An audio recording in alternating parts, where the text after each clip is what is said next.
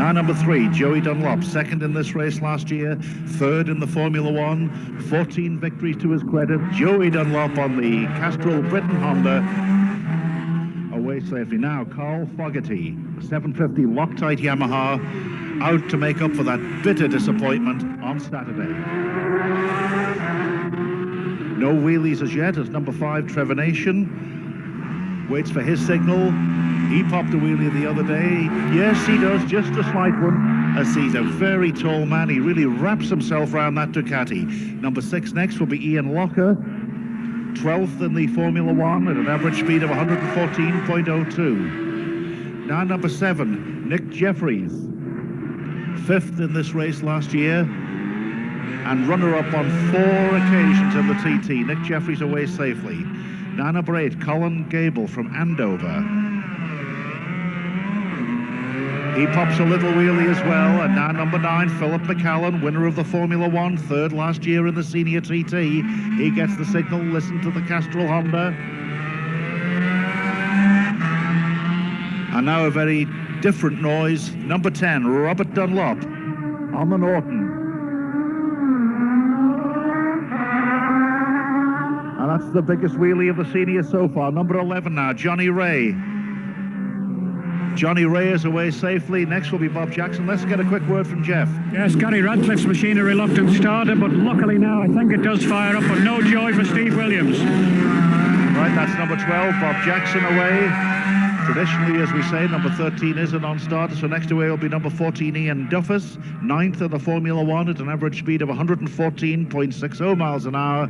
And Ian Duffus just waiting for that signal. He comes from Kirkcaldy, and he's away at last. He gets away. Number 15, Steve Linsdale. He retired at Crosby in the Formula One, but of course he won the vintage race last year in 1991 on the Southern 100 course. He's away safely. Now number 16, Mark Farmer, with the other Loctite Yamaha, 5th in the Formula One at 117.33 miles an hour. He's away. 17, a non-starter. So next will be number 18, Tom Knight, winner of last year's Senior Manx Grand Prix, and 11th in the Formula One on his TT debut at an average speed of 114.18 miles per hour. And Tom Knight gets the signal. Now, Steve Hislop, winner last year, absolute course record holder, member of the manufacturer's team last year, 2nd in the Formula One at 119.59. And listen to Hislop go. He's away safely. We take a quick commercial break. Coverage of the 1992 Senior TT race is brought to you by the Toolbox on Draper Tools. Stockists of everything the biker needs except the bike. The Toolbox, Church Road, Port Erin. Steve Hislop is a Michelin man. Ooh, can I be a Michelin man? I've only got a 125cc. From small bikes to super bikes, Michelin have the range and performance to make a Michelin man out of anyone. See your dealer. Make sure it's a Michelin. Oh, I'm going to be just like Izzy. Now there's a simple way to keep up with the action, a way you TT fans can get some satisfaction. If you can't get to the race, put a smile back on your face before you start to moan. Just reach out for the phone and ring the TT. For an update on the TT action, ring 0696 888 388. Calls charged at 30 pence a minute at all times. Well, I'll be sorry to see her go, Pete. What's that, Kev? Me bike. I had to swap it for this wicked T-shirt. Only 2 of them ever made, apparently. Actually, you get them free when you join the AA. Still, I reckon you got a good deal all the same. The AA, the only national motoring organisation with a permanent presence on the Isle of Man. Join via any AA representative or at the AA shop in Douglas and get a free TT92 T-shirt. Next away will be number 28, Simon Beck, but I can tell you that number 21, Steve Williams, did not get away. 21, Steve Williams, and Jeff says he can't get the bike going at all. He's not away. He could start, I presume, at the rear of the field without a time penalty, but we'll have to check on that later. Number 29, Paul Hunt, the local rider, gets away, and we go ahead of the field now to Motorcycle News Glen Helen. Yes, indeed, Peter. Anticipation. Who will be the first man on the road? Will it be Robert Holden on that Yamaha? But more importantly, what will be the essential time differences here at Glen Helen? Here is the first machine interview. It is Holden, number 1 on the Yamaha. He's safely through Glen Helen on lap 1. takes the sweeping left-hander up towards Craig Willis, but number 2's pulled up some time. Steve Ward there, surely. Steve, who was 6th in the Formula 1, and then 2 together, 4 and 3, so Fogarty's ahead of Dunlop already. Already Fogarty ahead on the road of Joey Dunlop after just 9 miles. Tremendous performance. Fogarty really going for this one following his disappointment on Saturday, and obviously going well so far. That 750 Loctite Yamaha definitely ahead there on the road of Dunlop. This is number 5 Nation on the Ducati.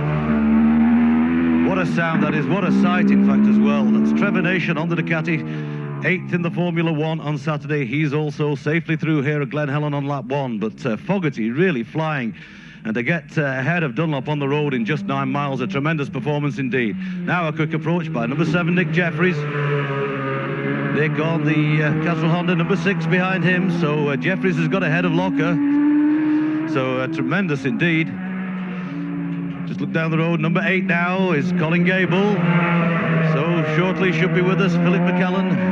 3rd last year, but winner of the Formula 1. Here he is, but right behind him is Robert Dunlop. So there's no more than about 20 yards on the road between Philip McCallan and Robert Dunlop. So Dunlop on that Norton definitely has caught up time there on the winner of the Formula 1, Philip McCallan. Tremendous performance indeed. So that Norton certainly going well over this first 9 miles. But Fogarty was ahead of Dunlop. That is Joey Dunlop, but Robert Dunlop certainly not far behind Philip McCallan, and he'll certainly have caught him on the Cronkivody Straight, no question about that. Number 11 now, Johnny Ray, steady performer. Johnny Ray on the Miller Honda, 12th in 1991. Number 12 now, Bob Jackson. Bob, who's had a good week, certainly finishing in high leaderboard positions, and most of the races he's been in, 5th notably on the 600. Despite the problems you may recall with the bracket of the exhaust. Number 12, Bob Jackson safely through Glen Helen. We await the arrival of number 19, Steve Hislop. 14 is now Duffus. The bright machine, the day glow orange machine there of number 14, Ian Duffus on the 750 Kawasaki. At the moment, we can't separate Fogarty. Number 15 and 16 absolutely together there. Mark Farmer trying to get inside Steve Linsdell. Hislop should be here soon, but it's 4 and 10. At the moment, it's Fogarty and Dunlop. We can't separate them here at Glen Helen on the first lap. They were both going particularly well, so absolutely equal. They're 8 seconds up on Nick Jeffries of those that have gone through so far, and Jeffries 1 second ahead of number 5, Trevor Nation. So joint leaders, we have Carl Fogarty. There is Hislop. So Hislop's through on that white 588 NRS Norton, but it's a Norton in joint lead certainly at the moment. Number 18 now, Tom Knight, and obviously Hislop ahead of Tom Knight on the road and going very well indeed. But certainly Fogarty and Robert Dunlop were very, very quick through here. We can't separate them at the moment, even slotting Steve Hislop in. Hislop is 2 seconds down on that battle for first place. Number 20 now is Gary Radcliffe, the local competitor. Gary Radcliffe, 9th in this race last year and safely through Glen Helen on that lap 1. So it's number 4, Carl Fogarty, and number 10, Robert Dunlop, absolutely equal here at Glen Helen on the first lap. 2 seconds ahead of number 19, Steve Hislop. Then in 4th place, number 16 going well, Mark Farmer. He's 5 seconds down on Hislop. In 5th place, number 7, Nick Jeffries. Jeffries 1 second down on number 16, Farmer. This is number 22, Sean Harris. That change of number on the 750 Suzuki, the New Zealander. There should be a little gap now because of some non-starters.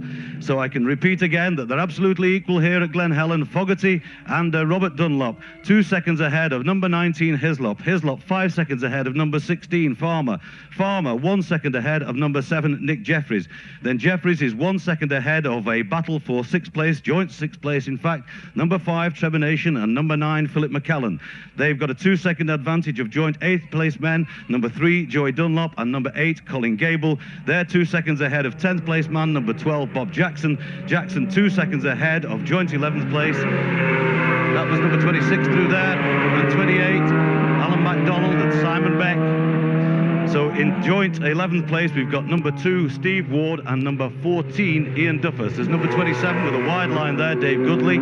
Dave, who was 14th in this race last year and 22nd in the Formula 1. So great racing, and we said it was going to be tight. It certainly is. It's a Norton in joint lead there with Robert Dunlop and Carl Fogarty on the Loctite Yamaha, unable to split them at Glen Helen. 2 more machines into view. The highest number so far is that of number 30, Dave Morris, just ahead of Paul Hunt, the local competitor from Braddon. So So to repeat once again at Glen Helen on lap 1, the joint leaders, number 4, Carl Fogarty, number 10, Robert Dunlop, with a 2-second advantage over number 19, Hislop, 5 seconds down on that 16, Mark Farmer. In 5th place, number 7, Nick Jeffries, 1 second down on that. Then joint 6th place, numbers 5, Trevor Nation, and number 9, Philip McCallan. With that, back to the Motorcycle News grandstand. You're listening to coverage of the 1992 Senior TT race, brought to you by the Toolbox and Draper Tools. The Toolbox, stockist of all the tools a biker needs at Church Road, Port Erin. Visit Chris and Reg at Glass Art in Peel and watch them crafting unique stained glass motorbikes on mirrors. They've a range of famous TT riders to choose from, or let them create your own unique memento. And as a special offer this year, have your bike superimposed on a map of the island. All orders can be posted worldwide. Open till 9 every night. Glass Art, Marketplace, Peel.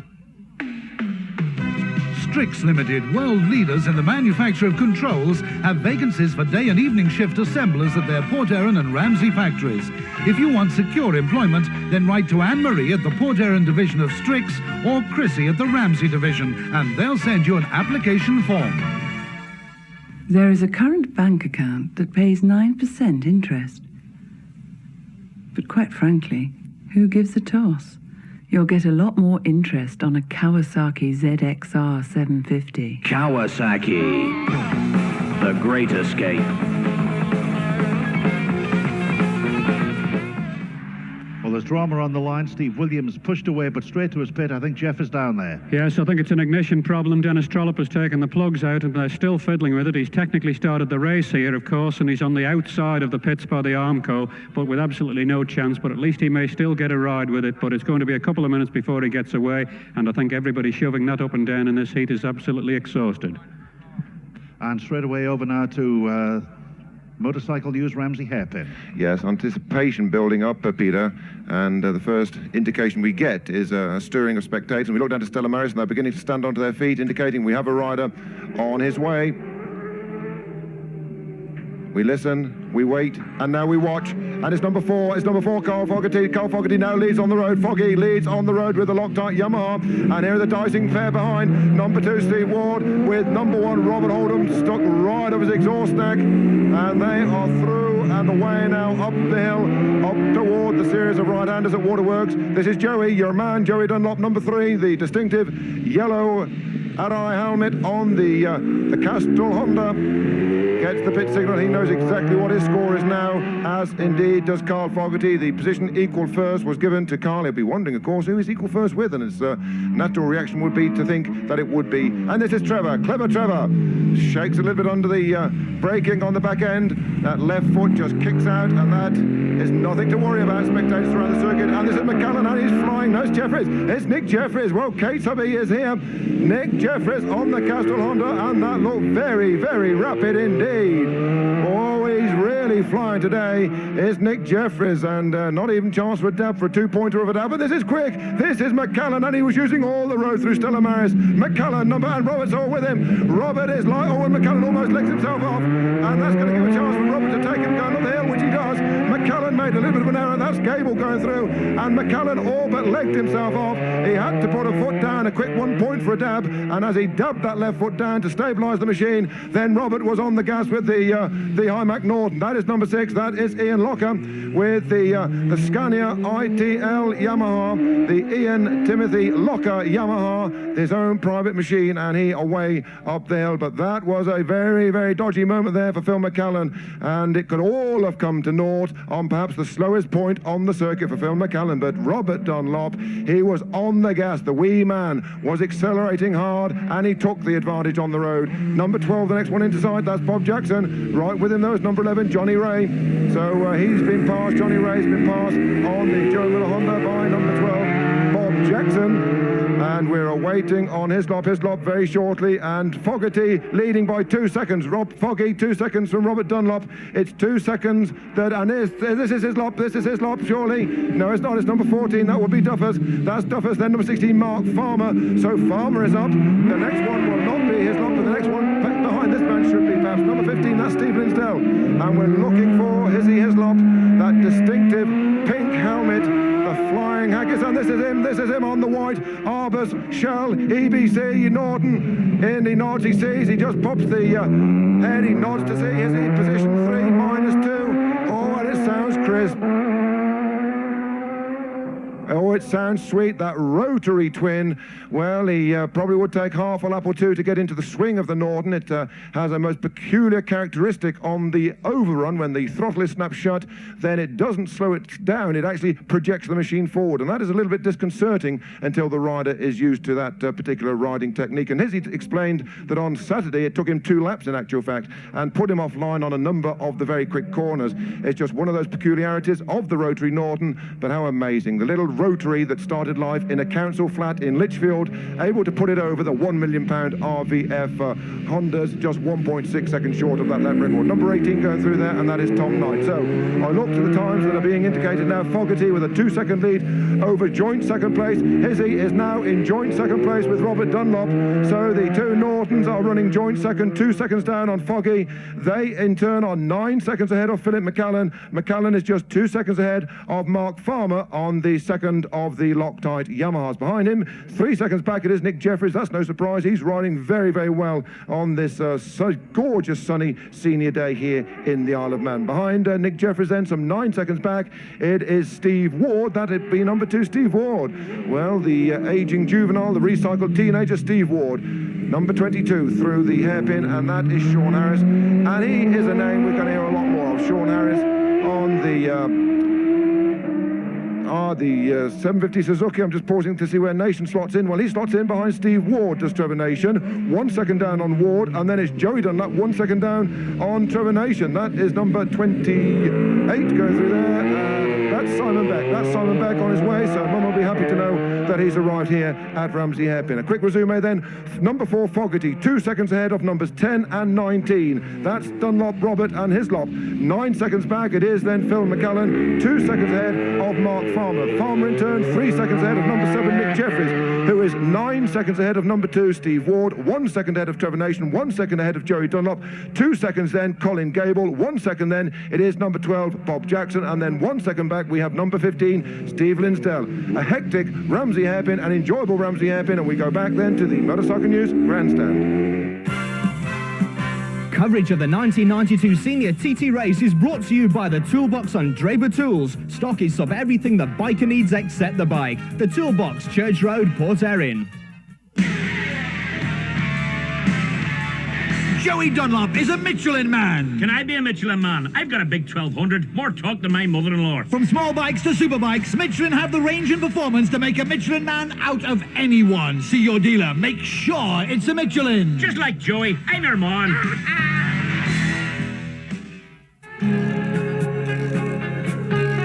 Listen, Tommy, they're playing our tune. Aye, a little night music. Oh, you are quick. Pure reflex. Reflex from the RAC. Pick up a membership form from the Palace Hotel or ring free 0800 550 550 for details. It could save you £20.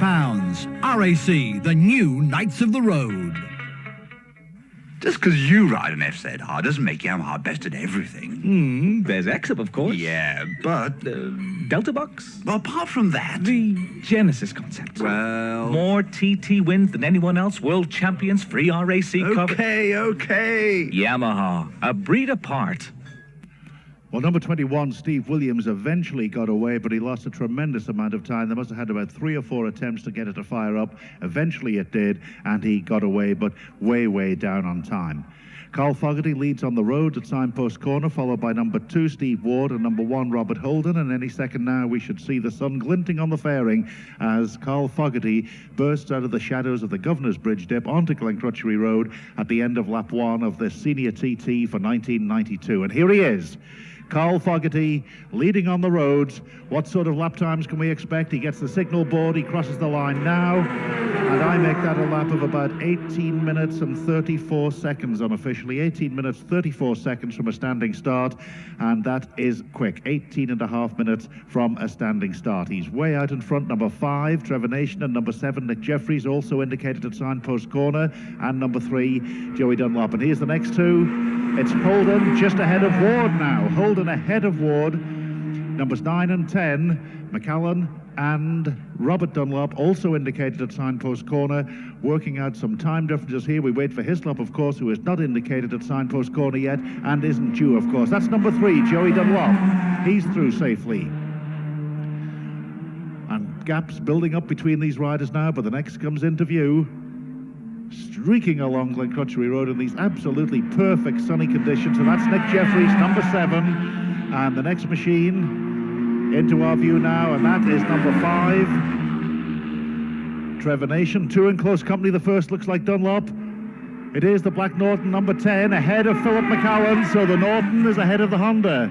And McCallan really tucked in to try and pull back the deficit that Robert Dunlop has opened up on that first lap. The light not on yet for Hislop, number 19. Not due yet, of course. Numbers 6 and 8 are also there. That's Ian Locker and Colin Gable. And an opening lap of 18 minutes, 34.2 seconds, 121.90. That was for Fogarty. There's number 8. That's Colin Gable. Number 4, Robert Dunlop, Carl Fogarty, an opening lap of 18 minutes, 34.2, 121.90 miles per hour. Number 2, Steve Ward, had an opening lap of 19 minutes, 15.4, 117.55. Number 1, Robert Holden, had an opening lap of 19 minutes, 25, 116.59. And that is number 6, Ian Locker. The light is on for Hislop. We'll be able to get those times slotted in and work out who is leading at the end of this first lap. Number 10, Robert Dunlop, had an opening lap of 18 minutes, 38.8, 121.40. That's Bob Jackson, number 12, followed by number 14, and that is Ian Duffus. And here's Hislop. No, it isn't. It's Mark Farmer. Mark Farmer. It was the red helmet, but this should be Hislop now. The white fairing and the Dayglow pink helmet. Across the line, that back end really twitching as he turns the full power on. He's followed by number 14 there, Ian Duffus. And next along is number 15, and that is Steve Linsdell. Tremendous racing, and we'll have a quick commercial break. You're listening to coverage of the 1992 Senior TT Race, brought to you by the Toolbox and Draper Tools. The Toolbox, stockist of all the tools a biker needs at Church Road, Port Erin. Listen, Tommy, they're playing our tune. Aye, a little night music. Oh, you are quick. Pure reflex. Reflex from the RAC. Pick up a membership form from the Palace Hotel or ring free 0800 550 550 for details. It could save you £20. RAC, the new Knights of the Road. There is a current bank account that pays 9% interest. But quite frankly, who gives a toss? You'll get a lot more interest on a Kawasaki ZXR 750. Kawasaki, the great escape.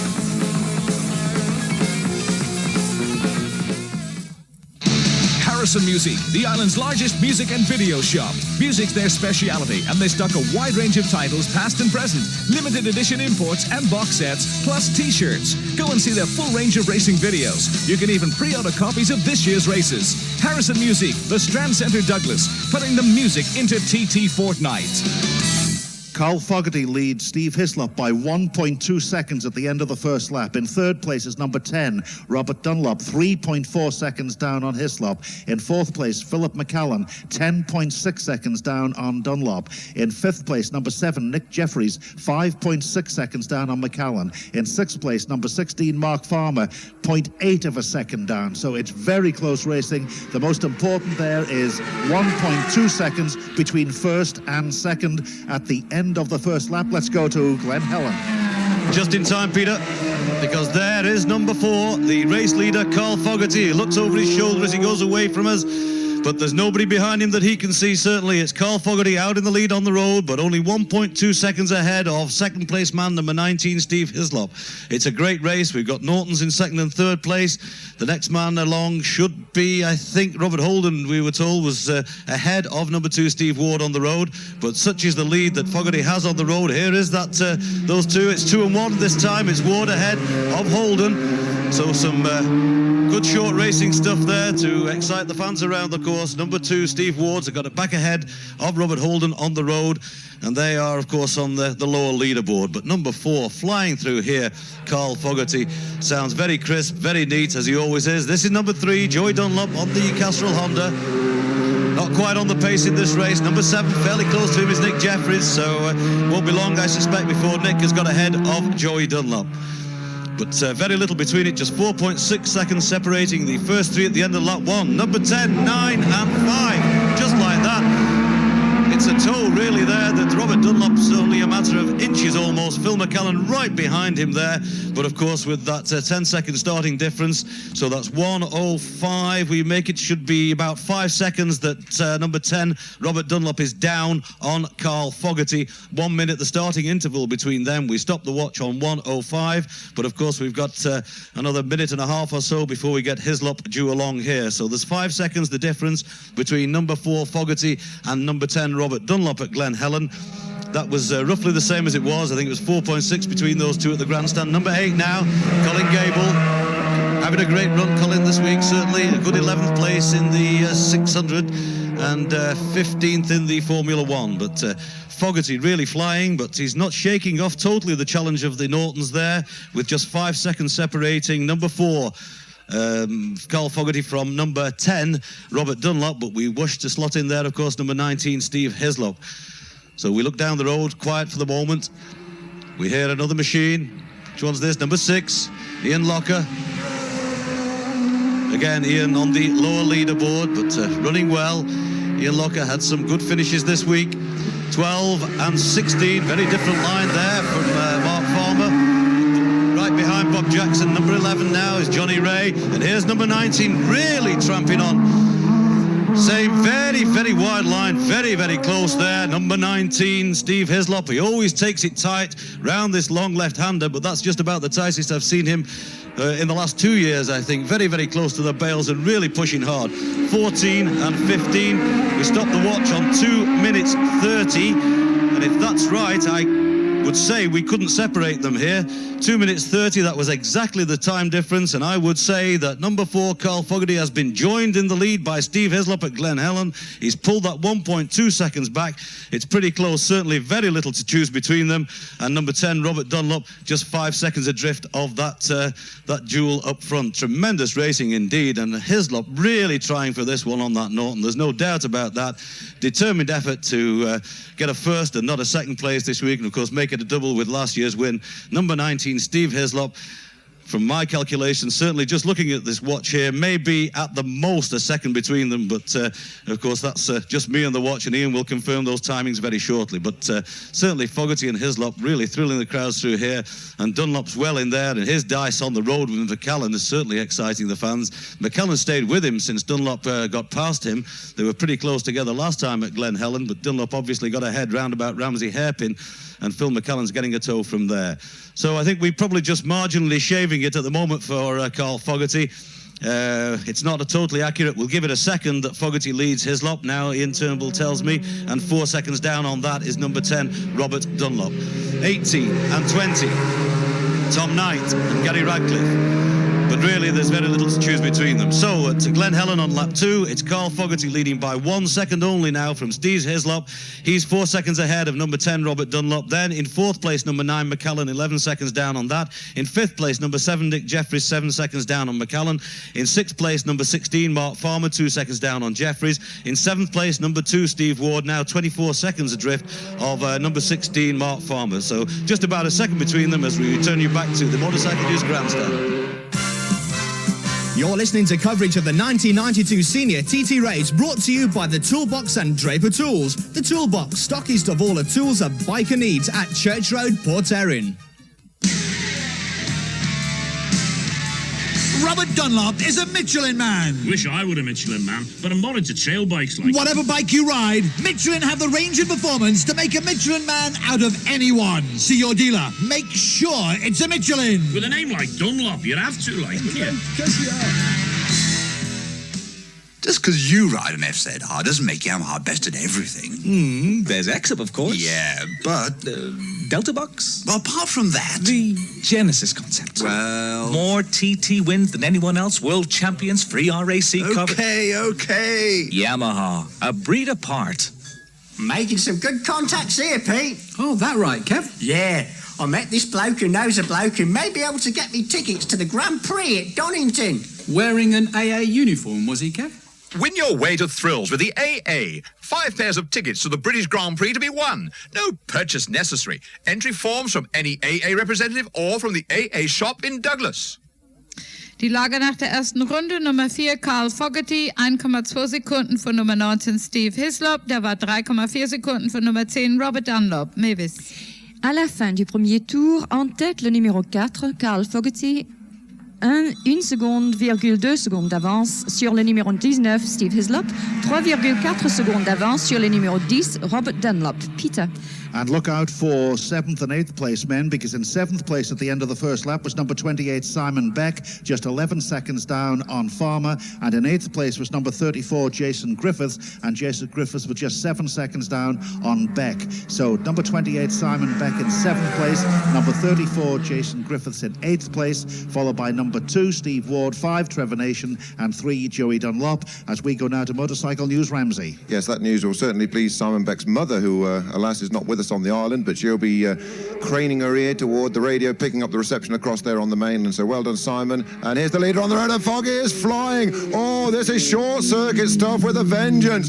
Hey, well, during our Honda Coach Tour, he said that Stella Maris can be taken in short circuit style, and he proved that superbly then. The right knee was just scraping the tarmac, and he was hard on the gas, coming through there at nigh on 110 mile an hour, then hard on the anchors. That machine, incidentally, is the one that Rob McElnay, the non-playing team captain here in the Isle of Man, that's the one he uses for the Motorcycle News Super Cup meetings on the mainland. Well, we're waiting on the time then for the gap. It was 2 minutes and 30 seconds of time differential, and an 18-minute 24-second Ramsey to Ramsey. There's number 2 Steve Ward. There's number 1 Bob Holden. Well, close partners on the circuit, that is for sure. They cannot be separated. In fact, Bob Holden goes ahead of Steve Ward as they accelerate away out on the run up toward the waterworks section. But what a glorious run it is all the way around the 37 3/4 mile mountain circuit. This has got to be number 7 Nick Jeffries. It is. Kate's hubby, Nick, on the Castrol Honda. We're going to check Phil McCallum to see if he's actually got the twin exhaust on as he had on the Formula 1 winning machine on Saturday, and he's there ahead, and he's gone back to the single exhaust, gone back to the single exhaust. He's ahead of Robert Dunlop 9 and 10 on the Northern Asia man, Joey Dunlop. So the brothers Dunlop are running within visual distance as far as Joey is concerned.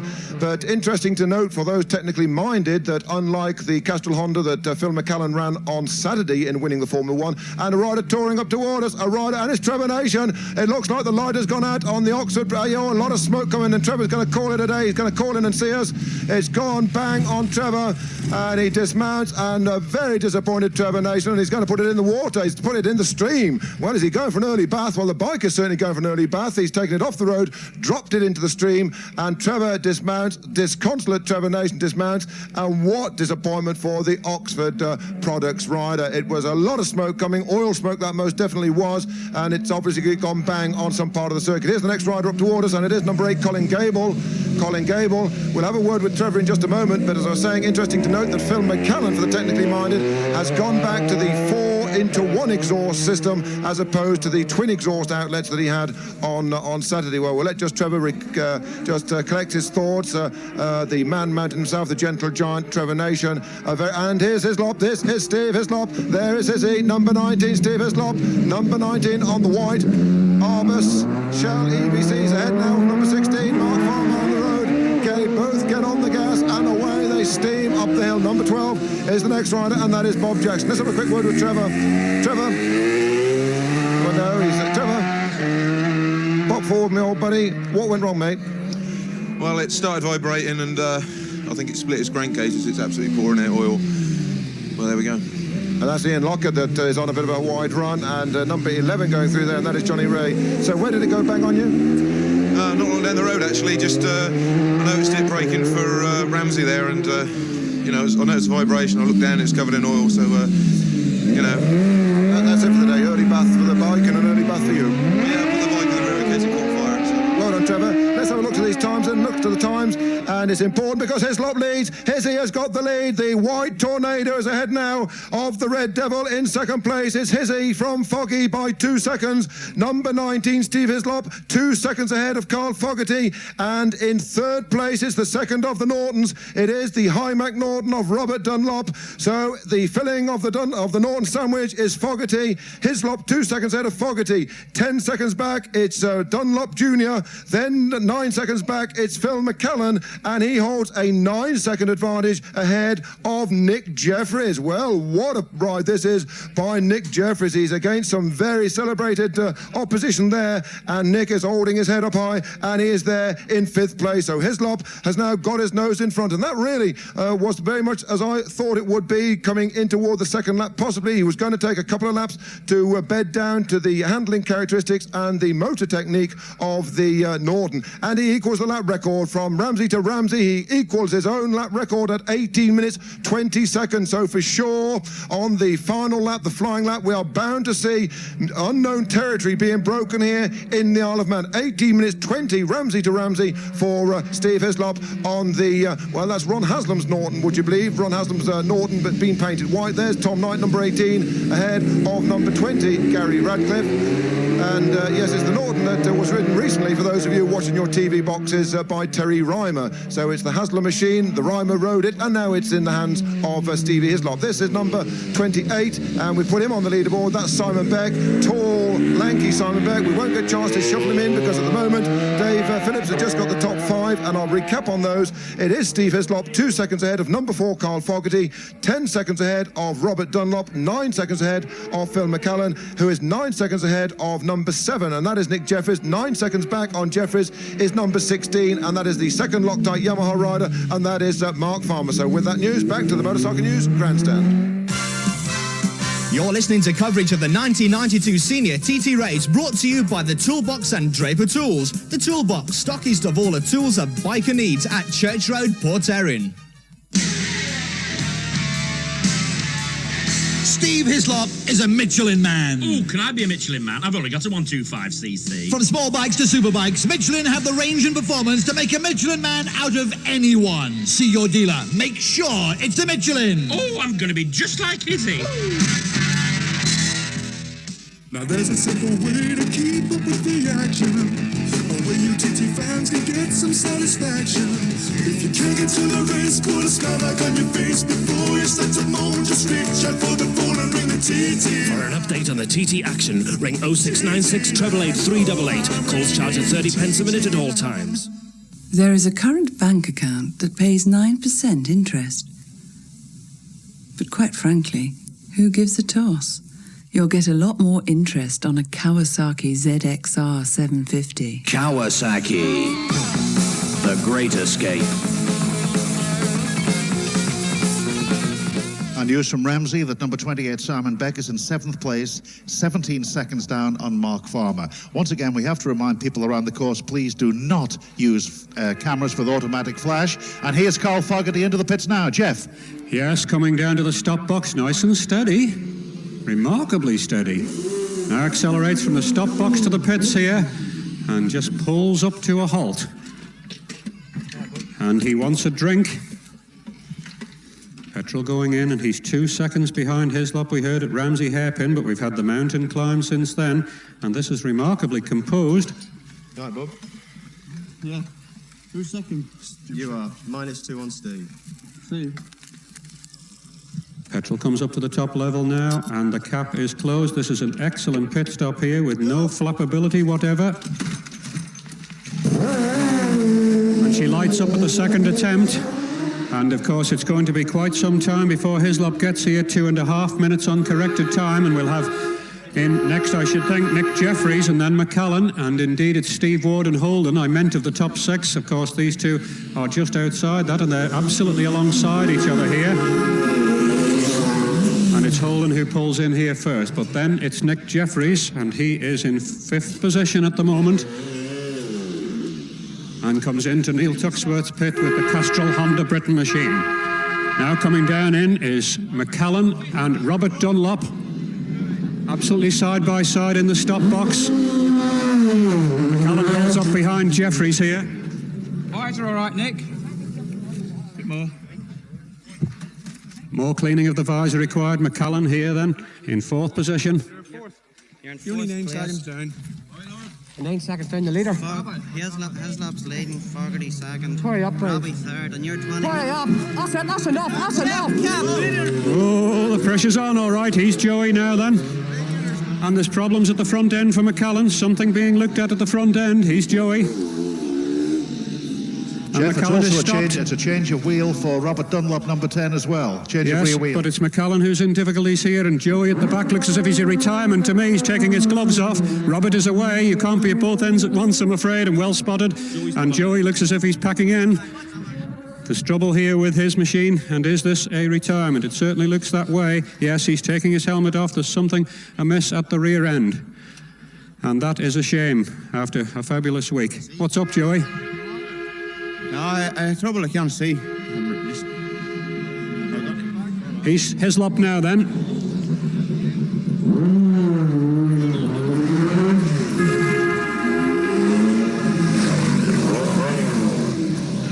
The end of that lap, we made a Steve Hislop plus 3 seconds over Carl Fogarty. 3 New seconds. wheel going in this too. New wheel going in.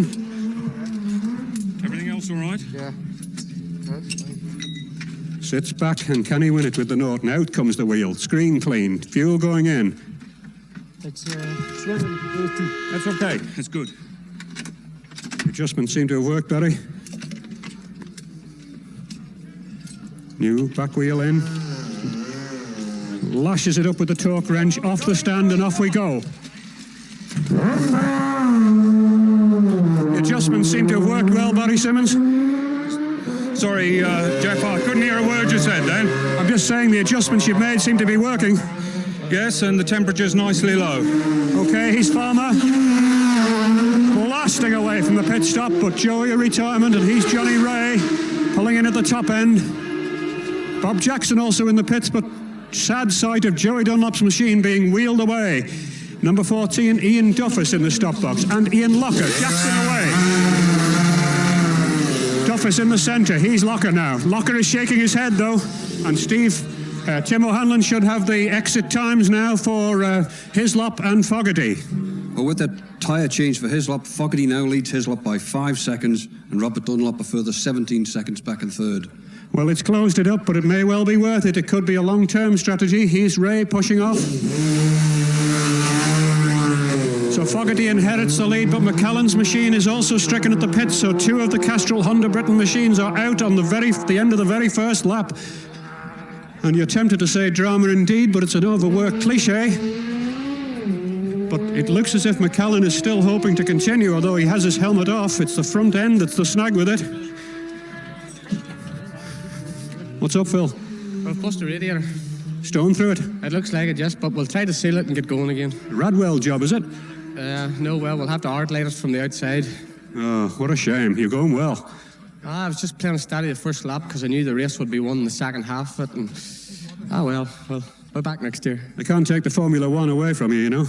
Well, I've still got it. I'm happy enough. 2 wins. Shame, though. What's conditions like? It's good out there. It's hot. You're hoping to continue still, then? Well, yes. OK, there we are, then. That's the pits action from the first pit stops. As the other riders stream in, we now go over ahead of the race to Glenn Helen and Maurice Maudsley at the Motorcycle News commentary point. Yes, thanks, Jeff. So, an advantage now for this man, number 4, Carl Fogarty. Safely through Glen Helen, looks round again, but there's got to be nobody behind him following those pit stops. Takes a totally different line to Hislop, virtually up the middle of the road there for Carl Fogarty, where, of course, Hislop takes it very wide indeed, and certainly did on the last lap. So 5 seconds the advantage following the changes of rear wheel.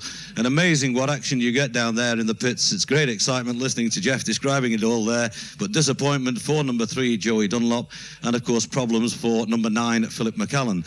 And of course that's going to make a difference, because he was circulating virtually nose to tail with Robert Dunlop for the whole of those 2 laps. So Robert, of course, will have a little bit of clear air between him now and the other riders, but he's 17 seconds down in that 3rd place. But it's going to be a cracker, there's no doubt about it. We've only got 2 laps gone out of 6, only a 3rd distance so far. There's plenty left in this race, and of course the timings towards the end are going to be absolutely astonishing, I'm sure. So provided there are no mechanical problems for people like Fogarty and Robert Dunlop and of course Steve Hislop, we're going to get a real cracker. So number 2 now, Steve Ward following the pit stops, not as close to this man as he was, but 1 and 7 absolutely together. Robert Holden and Nick Jeffries. Jeffries looks around the outside as they go up to Craig Willis, and I think he's certainly got the measure there of number 1, Robert Holden. Nick Jeffries having a great ride, lying in something like 5th place, but he'll be moving up a slot with the problems for Philip McCallan. And here's number 10, a little bit of a twitch there for Robert Dunlop, but safely through here with that new rear wheel in, and it'll be interesting to see what difference that will be. 1:27.9, 1:28 seconds, 1 minute 28 seconds was the growing time there for Robert Dunlop. So if we take off, let me see, number 4, Carl Fogarty started at 30. So that will give quite an advantage there to number 4, of course, Carl Fogarty, but it's Hislop we're waiting for, number 19, Steve Hislop. Manx Radio TT 3, 6, 5.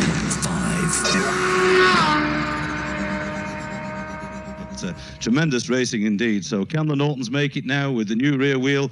Only time will tell. Whilst I've got an opportunity, could I just give a message to Jeffrey Quinn to say your friends have hit Glen Helen, whatever that might mean. Meet you there later, just arrived. That's a message from Jeffrey Quinn. So McCallan, I hear, is a retirement at the pits now, unable to resolve that radiator problem, so disappointment there for Philip McCallan, but already got 2 wins this week. But here's number 19. Let's see what his line's like this time. Same again, not quite as wide as last time. Managed just about to stay inside the white line there, but he's through. 2 minutes 36, we make it on the clock. So a 2 minute 30 second starting time, we make it about 6 seconds. The advantage for number 4 Fogarty has extended it by 1, I think, but Ian will confirm that. 16 and 8 and 15, that's Mark Farmer, Colin Gable and Steve Linsdell safely through Glen Helen for the 3rd time. But the race leader is number 4, Carl Fogarty. I made it about 6 seconds his advantage, but we'll confirm that in a moment.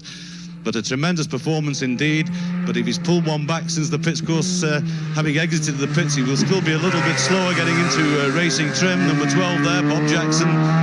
Steady Bob Jackson certainly had some great finishes this week. 7th in the Formula 1, 13th in the 125, 6th in the Junior, and 5th in the 600 Super Sport. So number 12, Bob Jackson circulating well. But there'll still be, of course, another pit stop to come at the end of lap 4, and all can change. But the race leader is number 4, Carl Fogarty. We'll give you the other positions in just a moment. Just looking down now, number 4 leads number 19, Hislop, by 6 seconds, as I suggested here. In 3rd place, number 10, Robert Dunlop. He's 23 seconds now adrift in 3rd place following that tyre change. In 4th place, number 7, Nick Jeffries. Number 14 through is Ian Duffus. So the news at Glen Helen on lap 3 is a 6-second lead for number 4, Carl Fogarty, ahead of number 19, Steve Hislop. With that, back to the Motorcycle News Grandstand. You're listening to coverage of the 1992 Senior TT Race, brought to you by the Toolbox and Draper Tools. The Toolbox, stockist of all the tools a biker needs at Church Road, Port Erin. Joey Dunlop is a Michelin man. Can I be a Michelin man? I've got a big 1200. More talk than my mother-in-law. From small bikes to super bikes, Michelin have the range and performance to make a Michelin man out of anyone. See your dealer. Make sure it's a Michelin. Just like Joey, I'm her man. There is a current bank account that pays 9% interest. But quite frankly, who gives a toss? You'll get a lot more interest on a Kawasaki ZXR 750. Kawasaki, the great escape.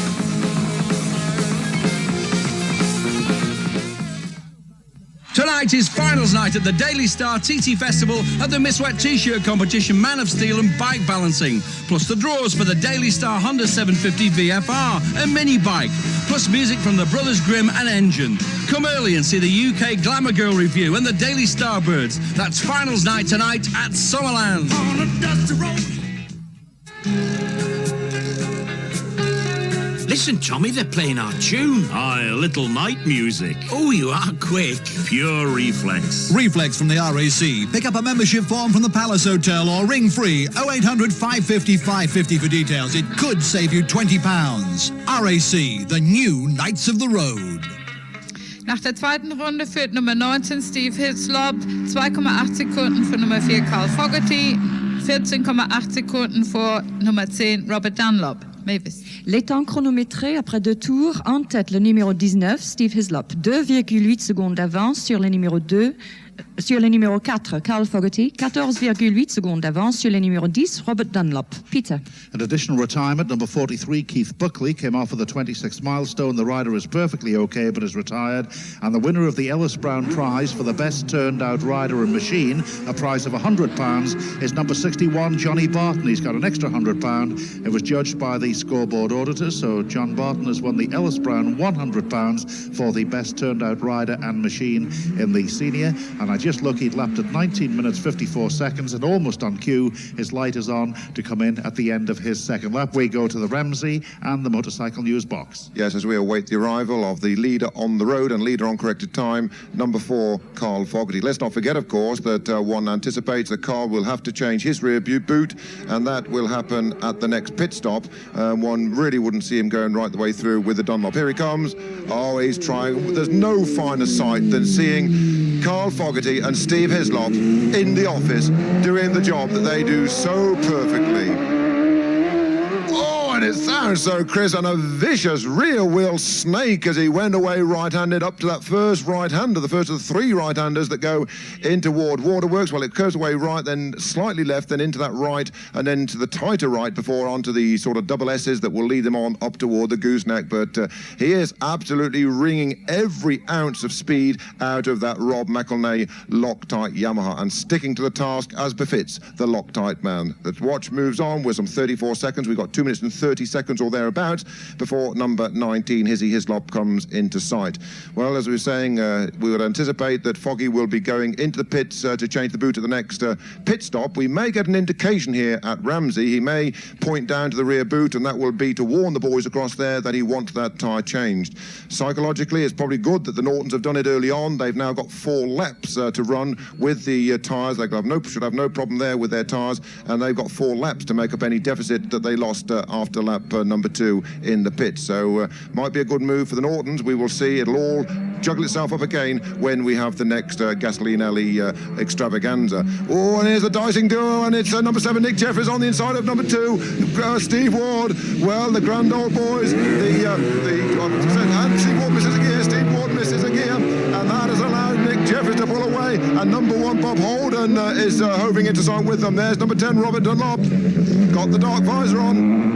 Well, almost could do with the bathing suit and the suntan oil. Such are the conditions here at Ramsey. And Robert Dunlop, 3rd on corrected time when we heard from Morris across there at Glen Helen, some 23 seconds down on the flying kilt Steve Hislop. And we're awaiting on Steve Hislop, who will be coming into sight in about 30 seconds or 35 seconds or so. For Fogarty is 31 seconds ahead of Dunlop. Well, we've got to shuffle into that equation number 19, and that is the man himself, Steve Hislop, resident of the Isle of Man, resident of Union Mills, and will not take advantage of the fact he's out on the circuit because he won the karaoke, but an official protest has been lodged by the Team Ramsey commentary squad, but that will be taken to a higher jury at the next meeting of the European Commission, I'm sure.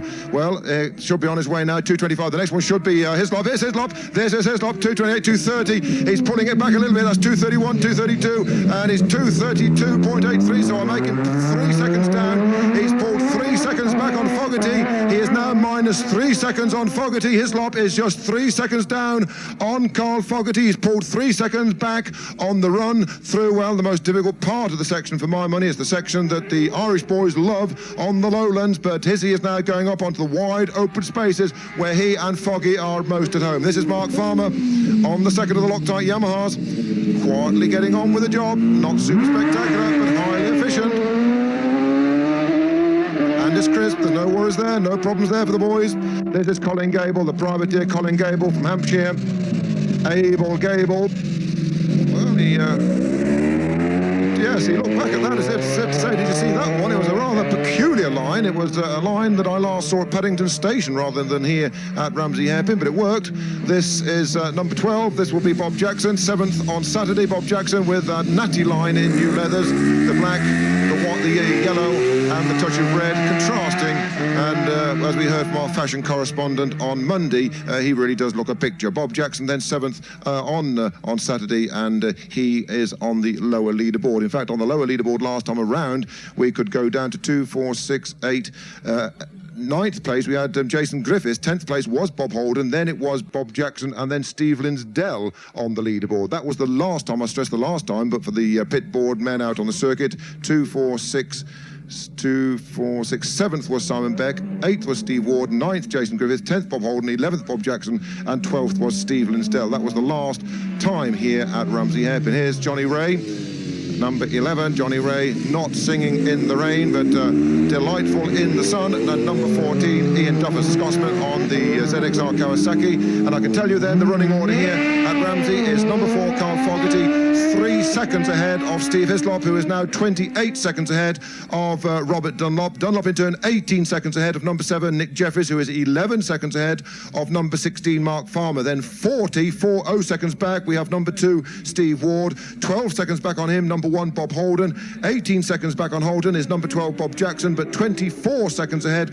of Colin Gable. Gable 8 seconds ahead of Ian Duffus, who is 24 seconds ahead of number 11, Johnny Ray. And that's it then, back to the Motorcycle News Grandstand. You're listening to coverage of the 1992 Senior TT Race, brought to you by the Toolbox and Draper Tools. The Toolbox, stockist of all the tools a biker needs at Church Road, Port Erin. Joey Dunlop is a Michelin man. Can I be a Michelin man? I've got a big 1200. More talk than my mother-in-law. From small bikes to super bikes, Michelin have the range and performance to make a Michelin man out of anyone. See your dealer. Make sure it's a Michelin. Just like Joey, I'm your man. Just because you ride an FZR doesn't make Yamaha best at everything. There's X-Up, of course. Yeah, but... Delta Box? Well, apart from that... The Genesis concept. Well... More TT wins than anyone else. World champions, free RAC cover... Okay. Yamaha, a breed apart. Visit Chris and Reg at Glass Art in Peel and watch them crafting unique stained glass motorbikes on mirrors. They've a range of famous TT riders to choose from, or let them create your own unique memento. And as a special offer this year, have your bike superimposed on a map of the island. All orders can be posted worldwide. Open till 9 every night. Glass Art, Marketplace, Peel. Well, I'll be sorry to see her go, Pete. What's that, Kev? Me bike. I had to swap it for this wicked T-shirt. Only 2 of them ever made, apparently. Actually, you get them free when you join the AA. Still, I reckon you got a good deal all the same. The AA, the only national motoring organisation with a permanent presence on the Isle of Man. Join via any AA representative or at the AA shop in Douglas and get a free TT92 T-shirt. The light is on for Fogarty. He should be with us very shortly indeed. We're looking up to our right, out of the dip of Governor's Bridge, and here he is. Carl Fogarty, number 4. Steaming, gets the signal board, telling him his exact position. He crosses the line now. No more lights are on. I think, Jeff, quick word down there, Jeff. Yes, the same tyre, of course, in, which he probably will change at the next pit stop. But the interesting thing is, will the Norton change a second wheel at their second pit stop? Because there was a large chunk out of the rear tyre of Steve Hislop's machine at the end of the Formula One, and I don't think they're going to chance it. But it's also interesting to see, of course, that notwithstanding that wheel change, Hizzy is catching Fogarty by 4 seconds from here to Ramsey Hairpin. So I think the Nortons will change a further wheel at their second pit stop, and I think that the Yamahas, of course, now will be coming to the 4th lap on that same tyre, and Hislop may well retake the advantage. Okay, let's keep an eye out for that. Well, it's amazing that number 4, Carl Fogarty, is so far out in front. His lap that time, including a pit stop, was 19 minutes 4.4, 118.68. His average for the 3 laps, 121.05, which is just marginally slower than the absolute race record at 121.09. The lights are on. Robert Dunlop, Nick Jeffries and Robert Holden all indicated at signpost corner. We started the watch 2 minutes and 30 seconds separated number 19 Hislop and number 4 Robert Dunlop at the start of the race, and it's coming up now since Fogarty crossed the line to 1 minute and 20 seconds now. So the light not on for Hislop, not due of course, but Fogarty is way, way out, miles literally ahead on the road. There's the second place man, and that is number 7, Nick Jeffries, and he's followed by the Norton. Listen to this. At full crack. He's followed by number 1, that's Robert Holden. They're all safely through. The light is on for number 19, Steve Hislop. It's coming up to 1 minute and 50 seconds now since Carl Fogarty crossed the line. 1 minute and 55. Remember, the starting difference between them was 2 minutes and 30 seconds. Anything less than 2 minutes and 30 seconds, Hislop is leading. Anything more than 2:30, and Fogarty is leading. It's 2 minutes and 10 seconds now. The light's been on a little while. He'll be the next machine to come bursting into our view. 2 minutes and 15 seconds. No sign of him yet. 2 minutes and 20 seconds. It could still be very, very close indeed. 2:25, 26, here he is, 27, 28, 29, 30. He crosses the line now. I stop my watch, and I would make it about 1.2 seconds. 1.2 seconds, the advantage still with Carl Fogarty, but only just. Robert Dunlop had a lap at 116.45 on that third lap. Nick Jeffries 115.75, and number 1 Robert Holden 113.77. A quick commercial break.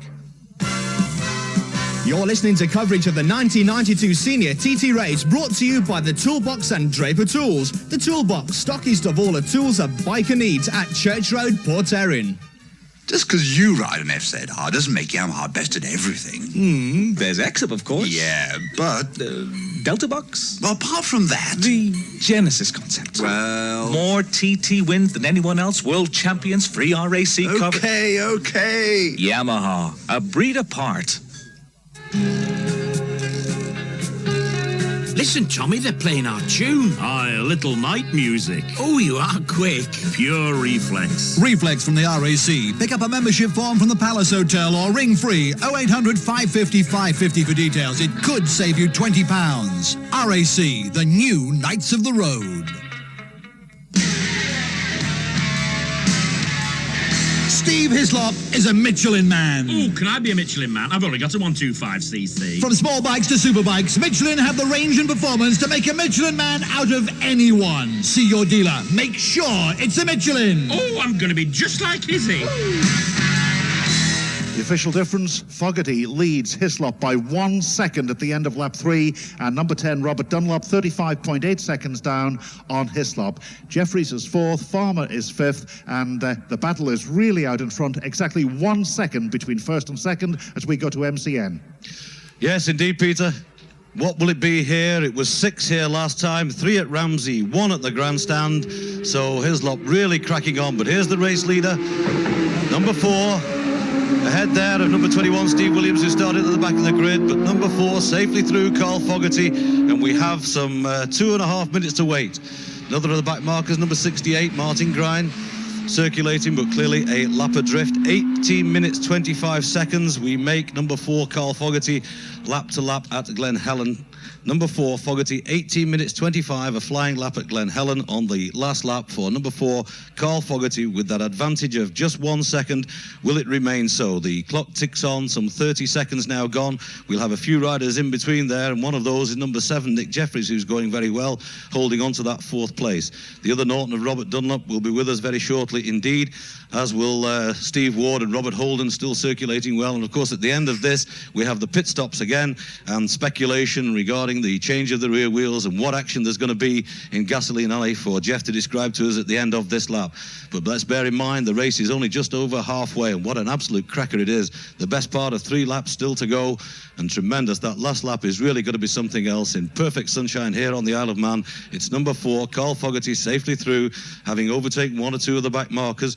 We await the arrival of the chasing pack, and number 19, of course, Steve Hislop, just that 1 second down at the grandstand. The clock ticks on, 1 minute and 20 seconds have elapsed already.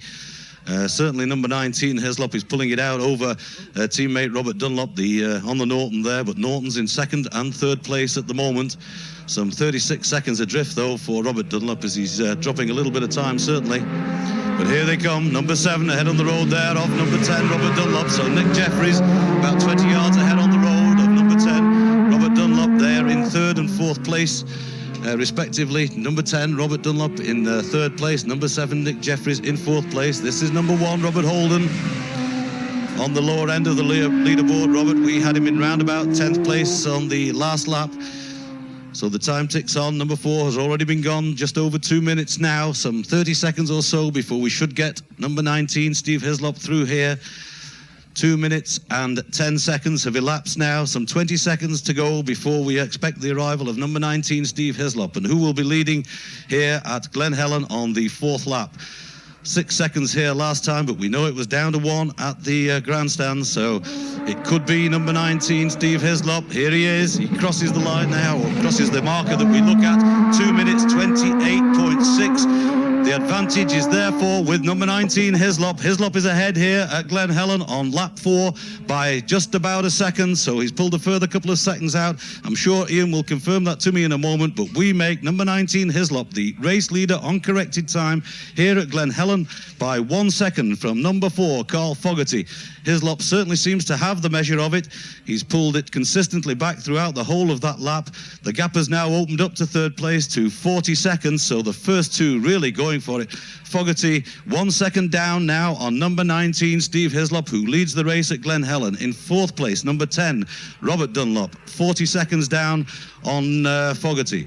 And in fifth place of those through so far, number 7, Nick Jeffries. Here's another man on the leaderboard, Mark Farmer, also on the Loctite Yamaha, so he's going well. 18 minutes 18 we make that flying lap for number 19, Steve Hislop. 18 minutes 18 seconds, some 7 seconds quicker on that flying lap than number 4, Carl Fogarty. A tremendous performance indeed, and certainly the last lap looks as though the record is bound to go, I would say, almost certainly, if they carry on at this pace. And certainly the average speed only being just marginally short of the race average speed at 121.05. That is also almost certain to be shattered. Slotting into fifth place is number 16, Mark Farmer. This is number 8, Colin Gable, running well. Number 16, Mark Farmer, 11 seconds down on number 7, Nick Jeffries. Number 12 through is Bob Jackson. So the news at Glen Helen is that the leader is now Steve Hislop, 1 second ahead of number 4, Carl Fogarty. Fogarty 40 seconds ahead of number 10, Robert Dunlop. Robert Dunlop 28 seconds ahead of number 7, Nick Jeffries. Nick Jeffries 11 seconds ahead of number 16, Mark Farmer. And with that, back to the Motorcycle News Grandstand. You're listening to coverage of the 1992 Senior TT Race, brought to you by the Toolbox and Draper Tools. The Toolbox, stockist of all the tools a biker needs at Church Road, Port Erin. Now there's a simple way to keep up with the action, a way you TT fans can get some satisfaction. If you can't get to the race, put a smile back on your face before you start to moan. Just reach out for the phone and ring the TT. For an update on the TT action, ring 0696 888 388. Calls charge at 30 pence a minute at all times. There is a current bank account that pays 9% interest. But quite frankly, who gives a toss? You'll get a lot more interest on a Kawasaki ZXR 750. Kawasaki, the great escape. Making some good contacts here, Pete. Oh, that right, Kev? Yeah. I met this bloke who knows a bloke who may be able to get me tickets to the Grand Prix at Donington. Wearing an AA uniform, was he, Kev? Win your way to thrills with the AA. 5 pairs of tickets to the British Grand Prix to be won. No purchase necessary. Entry forms from any AA representative or from the AA shop in Douglas. Nach der dritten Runde führte Nummer 4, Carl Fogarty. 1 Sekunde von Nummer 19, Steve Hislop. Da war 35,8 Sekunden von Nummer 10, Robert Dunlop. Merci Barbara. Après 3 tours, en tête le numéro 4, Carl Fogarty, 1 seconde d'avance sur le numéro 19, Steve Hislop, 35,8 secondes d'avance sur le numéro 10, Robert Dunlop en 3e. Peter. Well, at the end of lap 3, we have in 6th place number 34, Jason Griffith, some 58 seconds down on number 16, Mark Farmer, and just 0.6 of a second ahead of number 28, Simon Beck, who in turn is just about 0.8 of a second ahead of number 1, so a close battle for 6th place between 34, 28 and 1. Number 2, Steve Ward, retired at the Bungalow. Number 22, Sean Harris, off at Hilbury. He's been seen by the doctor, he's okay. 30, David Morris, and 56, Stuart Raybould, both retired here at the pits. So that's a dice to look out for 6th place between number 34, Jason Griffiths, number 28, Simon Beck, and number 1, Robert Holden. Just 1.4 seconds covering on the 3 of them, and they're battling it out for 6th, 7th and 8th places as we go to Motorcycle News. Ramsey. Well, nice to hear that Sean Harris is okay, but that certainly gives a new dimension to Kiwis Can't Fly, doesn't it? Hilbury, that must be about 145 mile an hour through that right-hander. Well, the noise grows and it should be foggy, and it is indeed. And we can stop the watch, and he will start the watch. So to the well, he is getting on the gas very, very early, and a little bit of a shake from the rear end. We listen to the exhaust note. What do you think, Phil? Thumbs up? Sounds okay? Bit iffy, you reckon?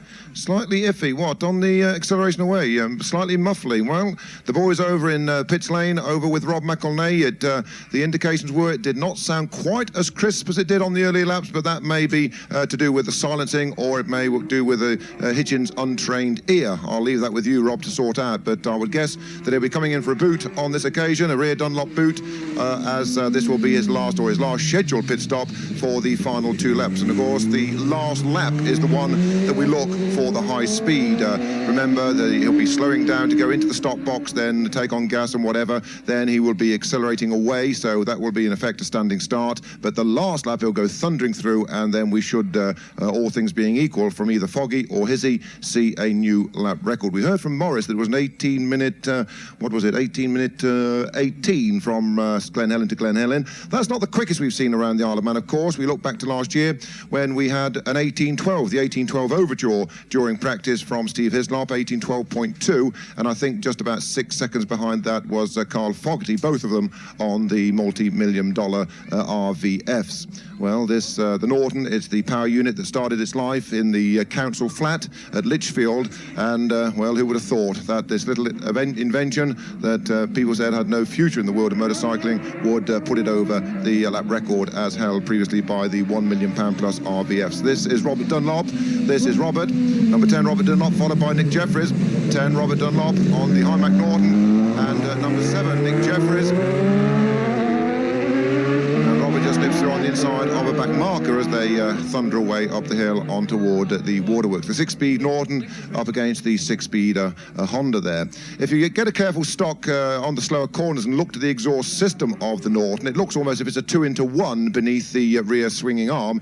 In fact, that second smaller pipe, as we'll just take Bob Holden through, number 1 Bob Holden, he's lost his travelling companion, number 2 Steve Ward. We heard that he'd called it today on that last lap. And a rip-off being taken off for Steve Hislop. What a place to pull a rip-off coming through Stella Maris. Dear, oh dear, oh dear. One-handed through Stella Maris and pulling a rip-off off. And that, I reckon, has increased it to about 6 seconds. I reckon that has increased it to about 6 seconds. 7 seconds. It's now gone up to 7 seconds, the advantage. Steve Hislop has now got a 7-second advantage over Carl Fogarty because it stopped at 2:23. Take that from 2:30. 7 seconds is the lead now to Steve Hislop from Carl Fogarty.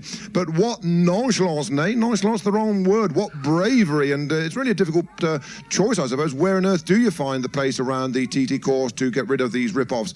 And we saw him just pull one away with his left hand as he came cranked over through the Stella Maris right-hander. And that's an 18 minutes 15. 18:15. Ramsey to Ramsey. He's getting quicker. Well, 18:15. It's almost the musical 18:12, but not quite there. Well, I get the old Ramsey karaoke squad if Julie can pop along and join us, and we'll be doing the 18:12 a little bit later on as our finale rendition. But Hislop then on his way, some 7 seconds ahead of Carl Fogarty, but it may well change and could increase because Foggy, we anticipate, will be taking on the rear boot. Here's number 16, Mark Farmer, on the second of the Loctite Yamahas. And yes, he's pointed to the rear boot. He's coming in. Rob Mack is coming in. He wants a rear tyre. Mark Farmer will be coming in. He points to the rear Dunlop boot, and that a clear indication that he will be coming in for a tyre change. Incidentally, we didn't get any indication from Carl Fogarty.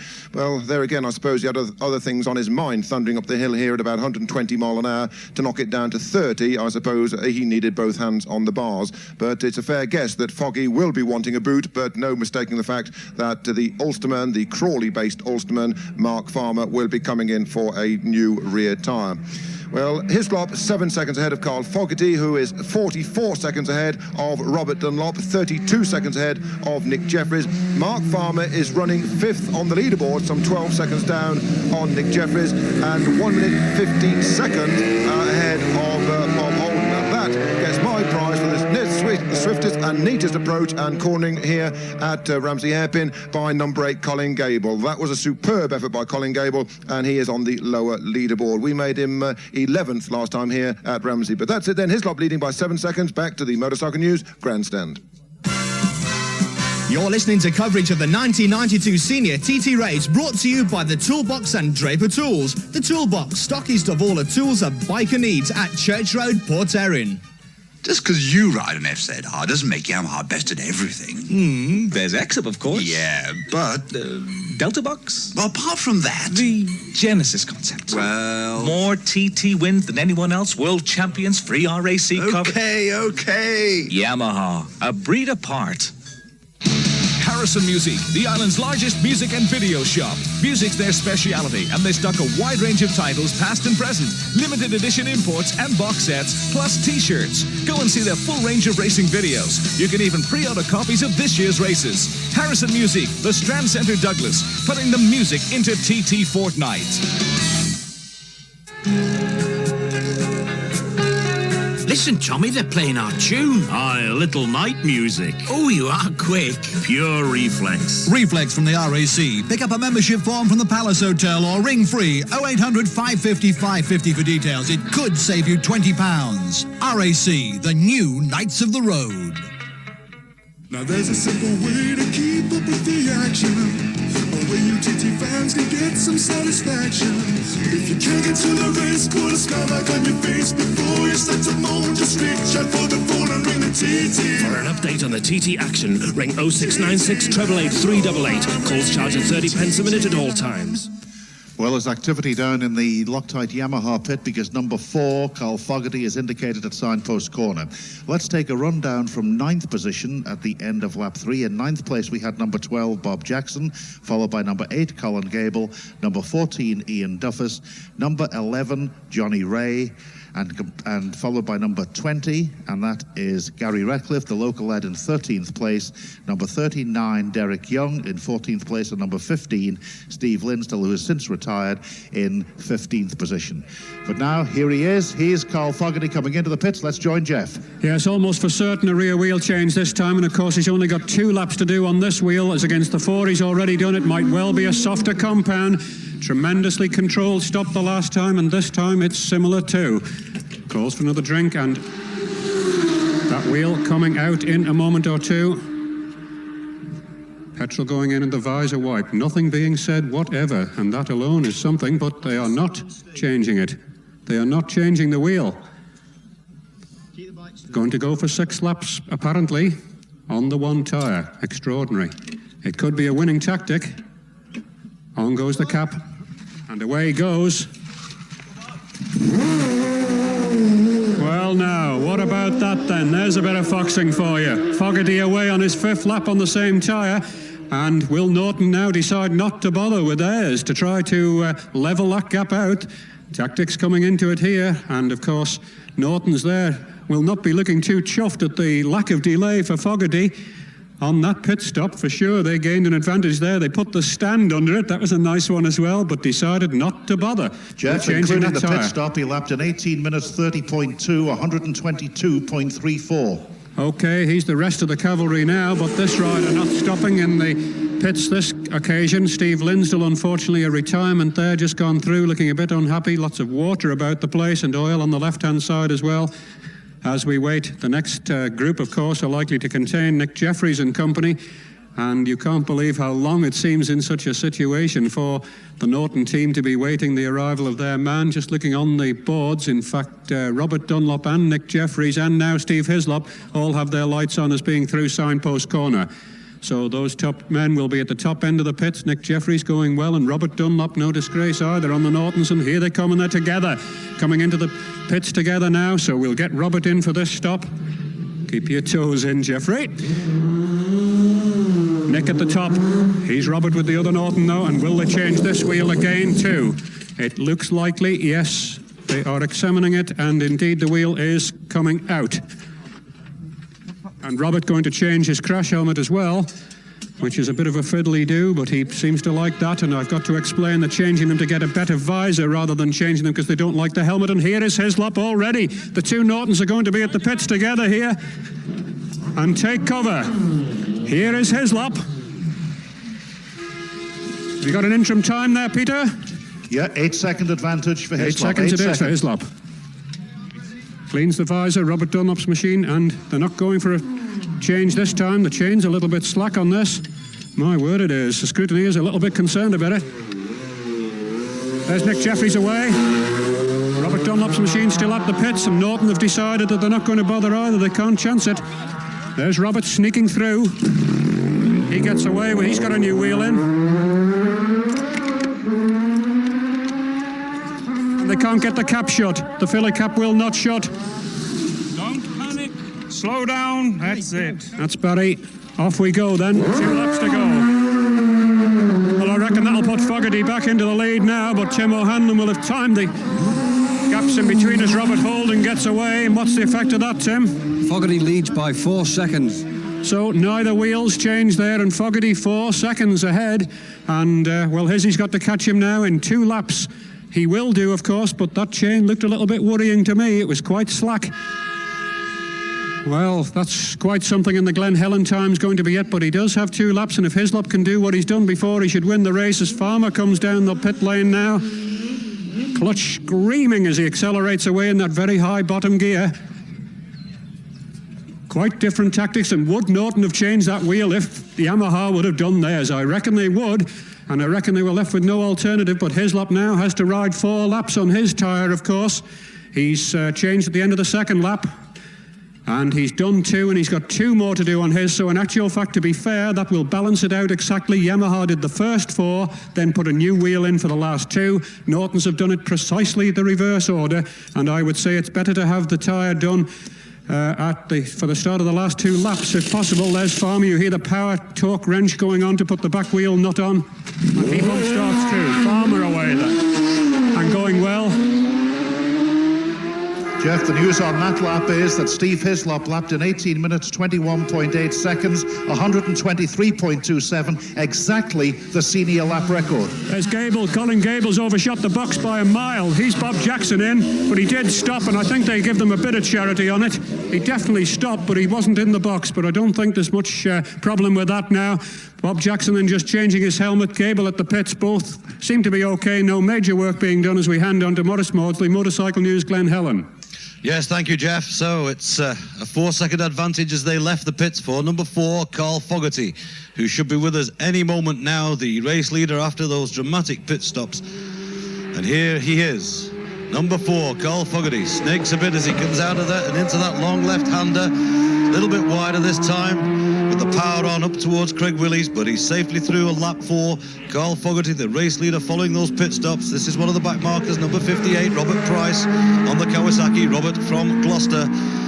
So we've got 2.5 minutes or thereabouts to wait to see whether Hislop can pull back some of that loss that they had in the pits, about 12 seconds. I think as they went in there, Hislop had an advantage of about 8 seconds, and on the exit from the pits, that was a deficit of 4. So some 12 seconds lost there, and the tactics into play, of course, Robert Dunlop having had a wheel change, but no wheel change for number 4, Carl Fogarty, who will have to do 6 on that now, and of course 4 for number 19, Steve Hislop. So a great race, there's no doubt about that, and pit stops certainly shuffling the order every time we come over. Number 21, circulating well, Steve Williams, despite that obvious problems that he had at the start, which cost him an awful lot of time. but having a good run in the absolute glorious sunshine and glorious weather conditions here. The clock ticks on. It's over a minute now. We'll get the charge of some of the middle leaderboard men, of course, notably amongst those, number 10, Robert Dunlop, on the new wheel, and number 7, of course, Nick Jeffries, lying in that 4th place. In fact, he's had 3 4th places already this week in the Formula 1, the 400 and the 600. So he'll have picked up a few bob. Great performance by the very likeable Nick Jeffries, lying in 4th place, but well down. Number 34, of course, is one we don't tend to be able to get on at our commentary position on air. Number 34 going well, Jason Griffiths, lying in 6th place on the last lap here, that was.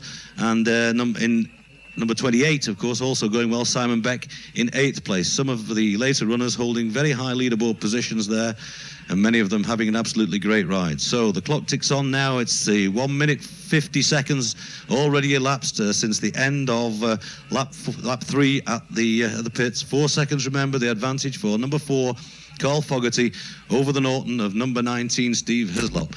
And how many people around this course would love to see a Norton win? Many, many of them, I'm sure.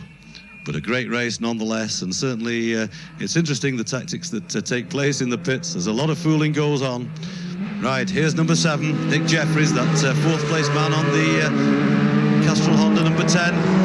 Robert Dunlop on the Norton with the new wheel, very wide. He's much wider, gets a signal as he goes away from us up towards Craig Willis and then along the long Cronky Body Straight. But here's number 19 now, Steve Hislop. We stopped the watch on 2:32.6, so that's still an advantage for Carl Fogarty, but it's down to under 3 seconds, certainly less than 3 seconds the advantage, so it's been reduced by certainly a second or just over.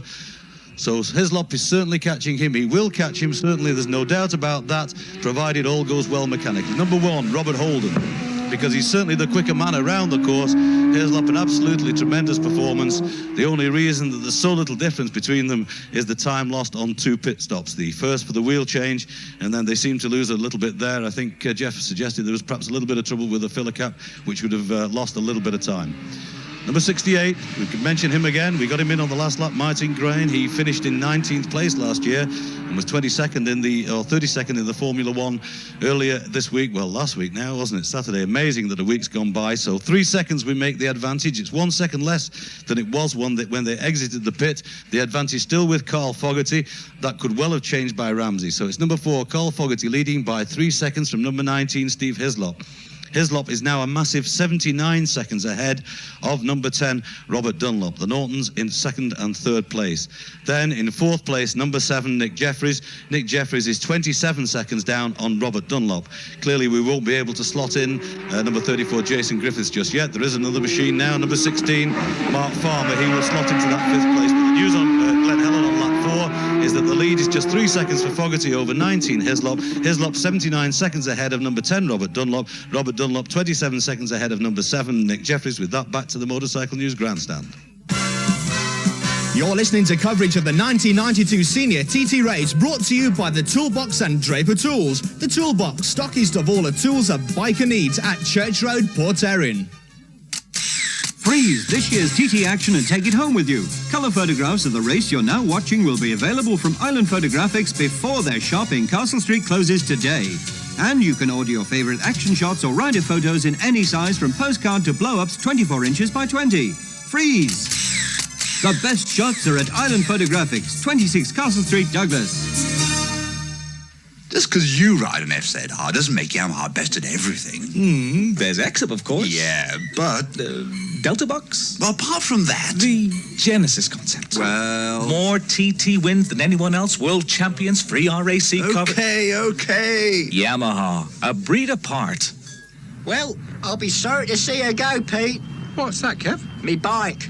I had to swap it for this wicked T-shirt. Only 2 of them ever made, apparently. Actually, you get them free when you join the AA.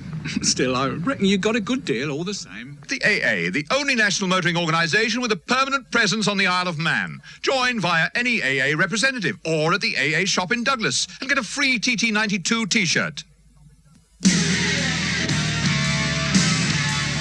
Joey Dunlop is a Michelin man. Can I be a Michelin man? I've got a big 1200. More talk than my mother-in-law. From small bikes to super bikes, Michelin have the range and performance to make a Michelin man out of anyone. See your dealer. Make sure it's a Michelin. Just like Joey, I'm her man.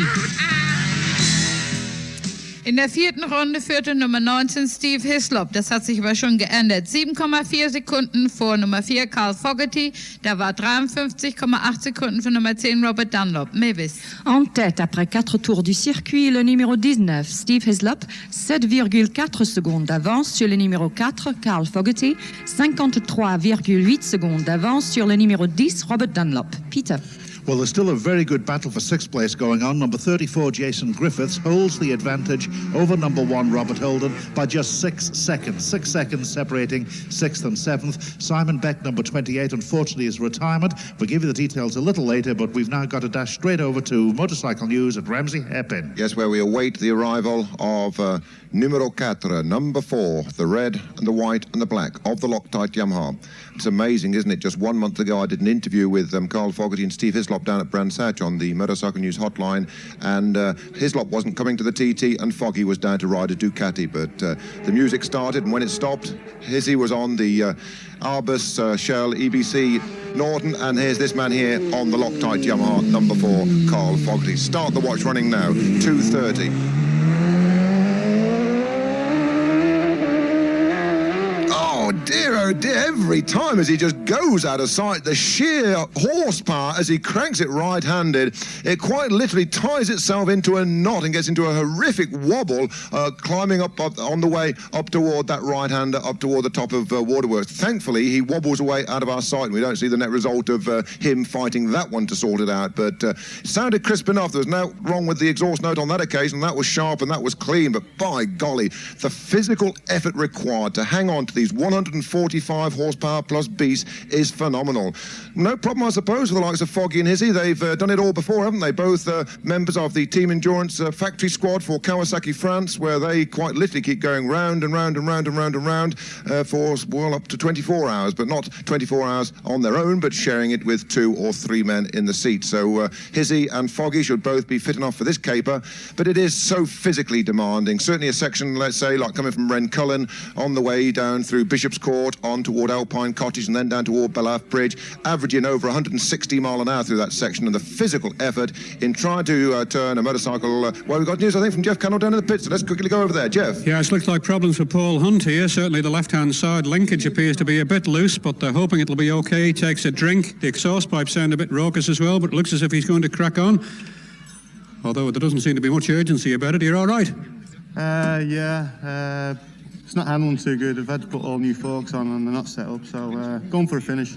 Okay, back to Fred Clark, MCN Ramsey Hairpin. Thanks, Jeff, and 1 minute 40 has ticked on, so we've got a little bit of time yet before Hizzy hoves into sight.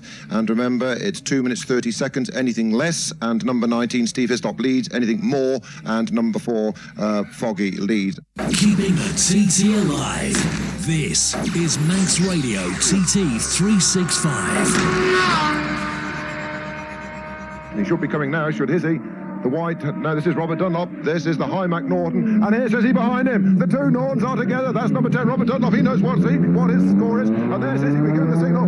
2:26. So Hizzy leads by 4 seconds. Steve Hislop is leading by 4 seconds. He's got it back as Steve Hislop. He's made 7 seconds up on Carl Fogarty since they left Maurice Maudsley down there in the Glen Helen section. So that is now 4 seconds the advantage to Steve Hislop. Stevie Wonder, the flying haggis now, with Carl Fogarty already thundering out. He'll be past Guthrie Memorial. He'll be on the Mountain Mile, where on today's weather they'll be thundering along there, knocking on 190 miles an hour on the Mountain Mile before those 2 right-handers at the end, and they become acute corners at the end. And those 2 corners before they go on the anchors into the mountain box, then onto the Black Hut, on toward the veranda, and onto the bungalow. That's all lying before them. There's number 1, Bob Holden, and we got Phil Hitchin alongside me, Phil, and you're listening to the Norton there from Steve Hislop. Yeah, we've been putting the board out for Steve, Fred, and you could clearly hear something clanking. He was going round the hairpin. It did sound like the chain. Whether it's got any slacker or not, I'm not sure, but you could clearly hear something knocking. Yeah, it may well just be the change of slapping on the swinging arm, because he would be probably having not under drive at that point and no tension on the chain. So I don't think any cause for severe panic at the moment. It might just be a warning point, though, to the team, Barry Simmons down there in pits lane, that if Hizzy does come in for a quick call into pit, then it might just be for some attention to the rear chain, but no cause for panic at the moment. We have 4 seconds the advantage to Foggy. Foggy 1 minute 33 seconds ahead of Robert Dunlop. But here's Mark Farmer, and he's on the leaderboard. Number 16, Mark Farmer. And visually you can tell the two leaders from the rest of the pack. By golly, it sounds crisp, it sounds nice. It's a beautiful sound from the 4x1 of the Loctite Yamaha, but contrast that with the way that Foggy goes up the hill, away up toward Waterworks, and on each and every lap, the power unleashed in such a vicious power curve that back end is quite literally trying to get in front of the front. Well, Steve Hislop, 4 seconds ahead of Carl Fogarty, and they'll be over the mountain and heading down towards Signpost very shortly. We look back, 1 minute 33 seconds to Robert Dunlop, who is 23 seconds ahead of number 7, Nick Jeffries. Nick is 9 seconds ahead of Mark Farmer, but Mark Farmer enjoys a very comfortable cushion of 1 minute 39 seconds ahead of number 1, Bob Holden. But we don't want to miss the leaders coming through to complete their 5th lap, so we're going back now to the Motorcycle News Grandstand. You're listening to coverage of the 1992 Senior TT Race, brought to you by the Toolbox and Draper Tools. The Toolbox, stockist of all the tools a biker needs at Church Road, Port Erin. There is a current bank account that pays 9% interest. But quite frankly, who gives a toss? You'll get a lot more interest on a Kawasaki ZXR 750. Kawasaki, the great escape. Now there's a simple way to keep up with the action, a way you TT fans can get some satisfaction. If you can't get to the race, put a smile back on your face before you start to moan. Just reach out for the phone and ring the TT. For an update on the TT action, ring 0696 888 388. Calls charge at 30 pence a minute at all times. Listen, Tommy, they're playing our tune. Aye, a little night music. Oh, you are quick. Pure reflex. Reflex from the RAC. Pick up a membership form from the Palace Hotel or ring free 0800 550 550 for details. It could save you £20. RAC, the new Knights of the Road.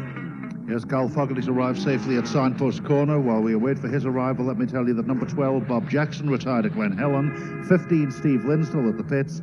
28, Simon Beck at Sulby Bridge. He just said the bike blew up. And number 48, Frank Finch at Union Mills. Riders all okay. That's the news of the retirements. Number 61, Johnny Barton, who we told you won the Ellis Brown £100 for the best prepared rider in machine before the race started. He's going pretty well too, because he's lapped it over 114 miles an hour, and he's holding on to 14th place in this senior TT. And here's Carl Fogarty. He crosses the line. Now he gets the signal board. He knows the position. And we now have 2 minutes and 30 seconds to wait for Steve Hislop. And Carl Fogarty must be, over a minute at least ahead on the road of the pursuers. Number 7, Nick Jeffries, who's holding on to a fine 4th place. Perhaps one of the unluckiest men never to win a TT. We say that. He's finished 2nd 4 times and very rarely out of the top 6. And he's going to be in 4th position at the end of this lap also, with Steve Hislop now leading by some 4 seconds at Ramsey Hairpin on this 5th lap. And what sort of a lap are we going to see on the final circuit, I wonder? He equaled it, remember. He equaled his own lap record, including slowing for the pits on lap number 3. Quite a performance indeed, on lap 4, I should say. No lights on as yet. It's still number 4, the only one through, and he had a lap, including a pit stop, of 19 minutes 9 seconds, 118.21. And his average for the 5 laps, 120.73 miles an hour, 120.73 average, 19 minutes 9 seconds, 118.21 miles an hour for number 4, Carl Fogarty. Well, I said about a minute. It's a minute and 20 seconds now since he crossed the line, and still no sign of any other rider on the road between Signpost Corner and the finish of lap number 5. 2 minutes and 30 seconds. Remember, number 21, the light has just come on. That's Steve Williams, who had an opening lap of 24 minutes. Sadly, because of all those problems, he got that down to a 20-minute lap on his second circuit. The light is on for number 19. Steve Hislop is at signpost corner. It's coming up now to 1 minute and 50 seconds now since Carl Fogarty crossed the line. Number 10, Robert Dunlop. Number 7, Nick Jeffries, also on that same patch of road, signpost and the start. 2 minutes have elapsed. We look now, 2 minutes and 30, remember, is the starting difference between them, and here's the next machine on the road. This, I think, will be Steve Williams coming in for his pit stop. It is indeed number 21. It's 2 minutes and 20 seconds now. And here's Hislop. Hislop crosses the line. Now the back end really twitching. He's bouncing all over on that bike. And I stopped my watch on 2 minutes 24.6, which would be a 5.4 second advantage. There's Robert Dunlop on the other Norton. 5.4 seconds I make it. Nick Jeffries goes through now, number 7, holding onto that 4th place.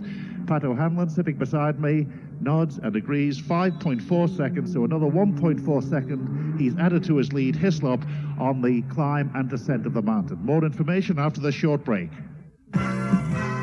You're listening to coverage of the 1992 Senior TT Race, brought to you by the Toolbox and Draper Tools. The Toolbox, stockist of all the tools a biker needs at Church Road, Port Erin. There is a current bank account that pays 9% interest. But quite frankly, who gives a toss? You'll get a lot more interest on a Kawasaki ZXR 750. Kawasaki, the great escape. Tonight is finals night at the Daily Star TT Festival at the Miss Wet T-shirt competition, Man of Steel and bike balancing, plus the draws for the Daily Star Honda 750 VFR, a mini bike, plus music from the Brothers Grimm and Engine. Come early and see the UK Glamour Girl review and the Daily Star Birds. That's finals night tonight at Summerland.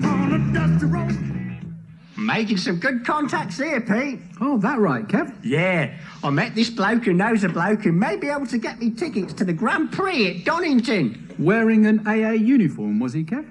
Win your way through the AA. 5 pairs of tickets to the British Grand Prix to be won. No purchase necessary. Entry forms from any AA representative or from the AA shop in Douglas. The official difference between Steve Hislop and Robert Dunn and Carl Fogarty at the end of the 5th lap is 5.4 seconds. Hislop leads Fogarty by 5.4, and a minute and a half down in 3rd place is number 10, Robert Dunlop. Now Motorcycle News, Glenn Helen. Yes, thank you, Peter, for the 6th and final time. We expect the arrival of Carl Fogarty. 2nd place now, uncorrected time for Carl. He's here, just on cue. Left knee out on that Loctite Yamaha. Very neat, very stylish, but there doesn't seem to be an answer to Hislop. Tremendous performance indeed, but Carl Fogarty now through here for the 6th and final time, something less than 30 miles. His flying lap that time, 18:26. That's a second less than it was on lap 4, so 18 minutes, 26 seconds, the flying lap for Carl Fogarty, Glen Helen to Glen Helen. So we've 2.5 minutes to wait. The tremendous performance and well, the excitement that will be generated, I'm sure, back at the grandstand should number 19 Hislop manage to get that Norton across the line in 1st place. Number 53, one of the back markers, John Crellin, one of the local competitors. Talking of whom, we have local competitor Gary Radcliffe holding on to a very, very good 10th place at Glen Helen on the last lap. Whilst we've got the opportunity, and it is the last time here, just looking down, another machine interview. It won't be the pack just yet. There's number 54, Kurt Wright. I'd like to thank Ian Turnbull, who's been my timekeeper this week, and hopefully we've been able to get you the information, the very exciting information in many of these close races. So our great thanks to Ian out here at Glen Helen, together with the new computerized system we have here, the stopwatches. We still use those, particularly when it's tight at the front, but an excellent system to get these times out very quickly. I know he's got a printed record of the times this week, and that historically should be absolutely splendid. Incidentally, talking about history, Ian, of course, is a bit of an expert on this. He tells me that 40 years ago in the senior TT, it was won by Reg Armstrong on a Norton, and his primary chain broke as he crossed the finishing line. And to win, he pipped Les Graham on the MV, who was still at that stage looking for his first TT win, which he got the next year on the 125 before, unfortunately, being killed the following day. And Ian puts me a note to say he thinks that date was the 13th of June, Friday the 13th. That's 40 years ago tomorrow. So are we going to get another Norton win? 40 years ago, the senior TT won by Reg Armstrong on a Norton. Will it be now in 1992, a win for number 19, Steve Hislop, also on a Norton? Don't forget, of course, that this isn't the completion of racing, although it is on the mountain circuit, because we do have the steam packet races tomorrow evening down on the Blount circuit. So it's 2 minutes and 15 seconds now since Fogarty went through here. 2 minutes 20. Now then, the next man on the road. This is number 19, Hislop. We stop the watch. 2 minutes 24 seconds would give him a lead of 6 seconds. 6 seconds the advantage for number 19, Steve Hislop. The Norton's in the lead. This is number 10, Robert Dunlop. Norton also holding on to third place. A bit bumpy as he goes away from here. Number 7 also, Nick Jeffries. So it's 6 seconds the advantage for number 19 with something less than 30 miles to go. He doesn't seem to pull as much out on this stretch as he does between here and Craig Clark at Ramsey, and I would expect that to be extended by the time they get there. But it's 6 seconds here on the 6th and final time. The Norton is in the lead with just less than 30 miles to go. Steve Hislop leads number 4, Carl Fogarty, by 6 seconds. In third place, of course, we've got Robert Dunlop, but well adrift on that. And in fourth place, that very good performance by Nick Jeffries. So it's number 19, Steve Hislop, leading by 6 seconds from number 4, Carl Fogarty. Then in third place, number 10, Robert Dunlop, 1 minute and 37 seconds down on second place man, number 4, Carl Fogarty. Then further 37 seconds adrift, number 7. This is number 21, Steve Williams. He keeps getting a mention after that bad start. So number 7, Nick Jeffries in fourth place, 37 seconds behind. The flying lap at Glen Helen for number 19, Hislop, as we take number 1, Robert Holden, through. 18 minutes, 17 seconds, we make the flying lap. That's a second quicker than it was the last time we did that on lap 4, when it was 18:18. So 18 minutes, 17 seconds, 9 seconds a lap or thereabouts quicker than number 4, Carl Fogarty. And clearly the race has been so tight because of the interest and excitement there's been in the pits. But at Glen Helen, for the 6th and final time, it's a lead for number 19, Steve Hislop, over number 4, Carl Fogarty, by 6 seconds. In third place, number 10, Robert Dunlop, 1 minute and 37 seconds down on Fogarty. In fourth place, number 7, Nick Jeffries, 37 seconds down on Dunlop. There's number 16 going through, Mark Farmer. He undoubtedly is in 5th place, but with that, it's back to the Motorcycle News commentary position at the grandstand. You're listening to coverage of the 1992 Senior TT Race, brought to you by the Toolbox and Draper Tools. The Toolbox, stockist of all the tools a biker needs at Church Road, Port Erin.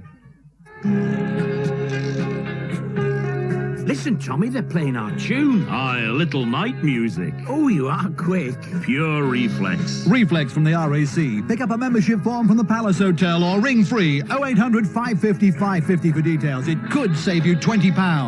RAC, the new Knights of the Road. Freeze this year's TT action and take it home with you. Colour photographs of the race you're now watching will be available from Island Photographics before their shop in Castle Street closes today. And you can order your favourite action shots or rider photos in any size, from postcard to blow-ups 24 inches by 20. Freeze! The best shots are at Island Photographics, 26 Castle Street, Douglas. Just because you ride an FZR doesn't make Yamaha best at everything. There's X-Up, of course. Yeah, but... Delta Box? Well, apart from that... The Genesis concept. Well... More TT wins than anyone else. World champions, free RAC cover... Okay. Yamaha, a breed apart. Steve Hislop is a Michelin man. Ooh, can I be a Michelin man? I've only got a 125cc. From small bikes to super bikes, Michelin have the range and performance to make a Michelin man out of anyone. See your dealer. Make sure it's a Michelin. Oh, I'm going to be just like Izzy. Nach der 5. Runde führte doch wieder Nummer 19 Steve Hislop, 5,4 Sekunden für Nummer 4 Carl Fogarty. Da war wieder 1 minute 34 secondes pour numéro 10, Robert Dunlop. Après 5 tours, en tête le numéro 19, Steve Hislop, 5,4 secondes d'avance sur le numéro 4, Carl Fogarty, 1 minute 34,8 secondes d'avance sur le numéro 10, Robert Dunlop. Peter. Well, we have the first 5 confirmed, 19, 4, 10, 7 and 16. Just waiting for number 34, Jason Griffiths, who's due to slot into the 6th place. He'll be followed by number 14, Ian Duffus. By number 1, Holden, 14, Duffus, and number 8, Gable, as we go to Motorcycle News, Ramsey. Yes, for the final time, and what a glorious fortnight we've had here, Peter. And again, as the only non-Manx resident on the team, I can't wait to get back here again next year. Here's Foggy. He sees the board. He's just got the mountain climb to go now. And, well, he's given it his best shot. And will it be good enough? And again, that vicious snake as he gets on the gas. What a tremendous performer, Carl Fogarty, and really one has to say, people lucky as we are, those on the inside of the fence, what a great sense of pride one has of being able to call people like Carl Fogarty, Steve Hislop and the boys as socialising friends. They really are supermen when they get their office suit on and get out on the track to do the business. Well, 18 minutes 21 Ramsey to Ramsey for Carl Fogarty, and he now will be on his way up past the gooseneck and heading then on the run up toward Guthrie's before that very fast high-speed 190 mile an hour plus run across the mountain mile. 45 seconds having now elapsed as we await upon the arrival of Steve Hislop. The deal, well, it came together courtesy of Mike Brandon of Arbor Security Locks, the man that got the money together and got co-sponsors of Shell and EBC Brakes, Andy Freeman of EBC Brakes, and Michelin to put the money together to lease the JPS Nortons, the Nortons that are now painted white, the white Tornadoes. They are the ones normally ridden by Rocket Ron Haslam, and as I said earlier, for those of you watching the recently televised Donington Park meeting, ridden by Terry Reimer. Looks like the modifications have worked to keep his head down and his weight a little bit more forward to help the handling to tuck away behind the fairing, raise that back seat and raise the screen, and he would have had a much more comfortable ride, certainly along the quick parts of the circuit, of which now the Mountain Mile is one, along Sulby Straight is the other, possibly the run down past the Highlander, and possibly the run from the Craig down toward Brandish. Those now the 4 quickest parts of the circuit. I know that the gearing is, well, this boy's touring, he's well, it's a high-speed tour. Is he still in the game, Kirk Wright? Yes, he is. He gives no indication that he's got a problem, but it was not a high-speed run up toward us. But as going back to Steve Hislop, his machine, talking with Barry Simmons, and I know the gearing is being poured on Robert Dunlop's Hymac Norton, John Kennedy of Hymac Heavy Earth-Moving Equipment of Wolverhampton, but geared for 195 miles an hour if it pulls peak revs, but with slippage that would probably be doing about 185, 190. Next man should be the Hizzy. The Flying Kilt, here he comes, 218, 219, 220, he's cleanly ahead, 221, 222, stop the watch at 223, that is 7 seconds. 7 seconds for Steve Hislop, and now all the way around the circuit is fingers crossed, toes crossed, legs crossed, anything else you've got to cross to just now hope and pray that the Norton and the Loctite Yamaha go the full distance. Let's get the boys home nice and safe. I don't care who wins this one, but let's get them home nice and safe. And there's your man, Mark II, young Robert, with that distinctive exhaust, and right, you cheeky little monkey. He looked back and gave us the old thumbs to nose job, did Robert Dunlop. Here, I'll be after him. And in fact, we should have put in the substitute rider. We were actually going to substitute Robert Dunlop for that well-known Yorkshire man, Willie Eckilike, but Willie Eckilike wasn't ready for this TT races. Me and Volvo will have us both off. Yeah, we should get old George Formby back for this one, shouldn't we? Well, Phil, it's off to Mallory Park on Sunday after this extravaganza, but of course the big show this evening, no, it's not the resurrection of the Fred Clark 5 at the karaoke. We're off to the wet T-shirt contest, are we not? Only if you insist, Fred. Censored. And we move on then to the lower leaderboard, and what can we tell you? Well, nothing other than Hizzy leads Foggy by 7 seconds. 1 minute 45 second Robert back in 3rd place. Well, as we heard from Morris thanking his timekeeper, I too would like to thank Dave Phillips and for all the sterling work that he's done. I'd like to thank Julie Watson, of course, for the tremendous performance that she gave us the other evening down at the pit stop, and all the staff at the Imperial Hotel. I'd also like to thank Phil Hitchin. I'd like to thank Phil Hitchin, but I'm not going to thank Phil Hitchin, as we await on a clear track. And 4th place, yes, Nick Jeffries. Well done, Nick. Kate's hubby is there, 35 seconds behind Robert Dunlop, as Paul Farrell would say. How nice to see the old men out enjoying themselves in the sun. There's number 1, Bob Holden, and number 21, Steve Williams. Well, it all went wrong for Steve Williams at the start, but at least he's getting his full 6 laps in. He's paid his money for the entry, so he's intent on seeing it right the way through to the checkered flag. What a glorious shootout in the sun it's been. It was looked forward to with great anticipation, and we have not been let down at all. This will be Mark Farmer, and Mark Farmer, surely a TT winner, not so far ahead. On the Loctite Yamaha, just eases the pace, then gets on the gas, slips the clutch, drives it away, and he's well on his way now, climbing up the hill over to the waterworks and on toward Tower Bends. On the last lap, we had John Barton, you were talking about. We had him in 11th place. John Barton, in fact, that is the machine that was owned and ridden last year by Steve Hislop, now the possession of Rupert Murden. But let's quickly go back then. Nick Jeffries, 11 seconds ahead of Mark Farmer, who is 2 minutes ahead of Bob Holden. So Hislop, 7 seconds from Fogarty, 1 minute 45 is Robert Dunlop, 35 seconds is Nick Jeffries, 4 seconds from Bob Holden, and it's farewell, goodbye, and see you all next year from Ramsey Hairpin back to the grandstand. You're listening to coverage of the 1992 Senior TT Race, brought to you by the Toolbox and Draper Tools. The Toolbox, stockist of all the tools a biker needs at Church Road, Port Erin. There is a current bank account that pays 9% interest. But quite frankly, who gives a toss? You'll get a lot more interest on a Kawasaki ZXR 750. Kawasaki. The Great Escape.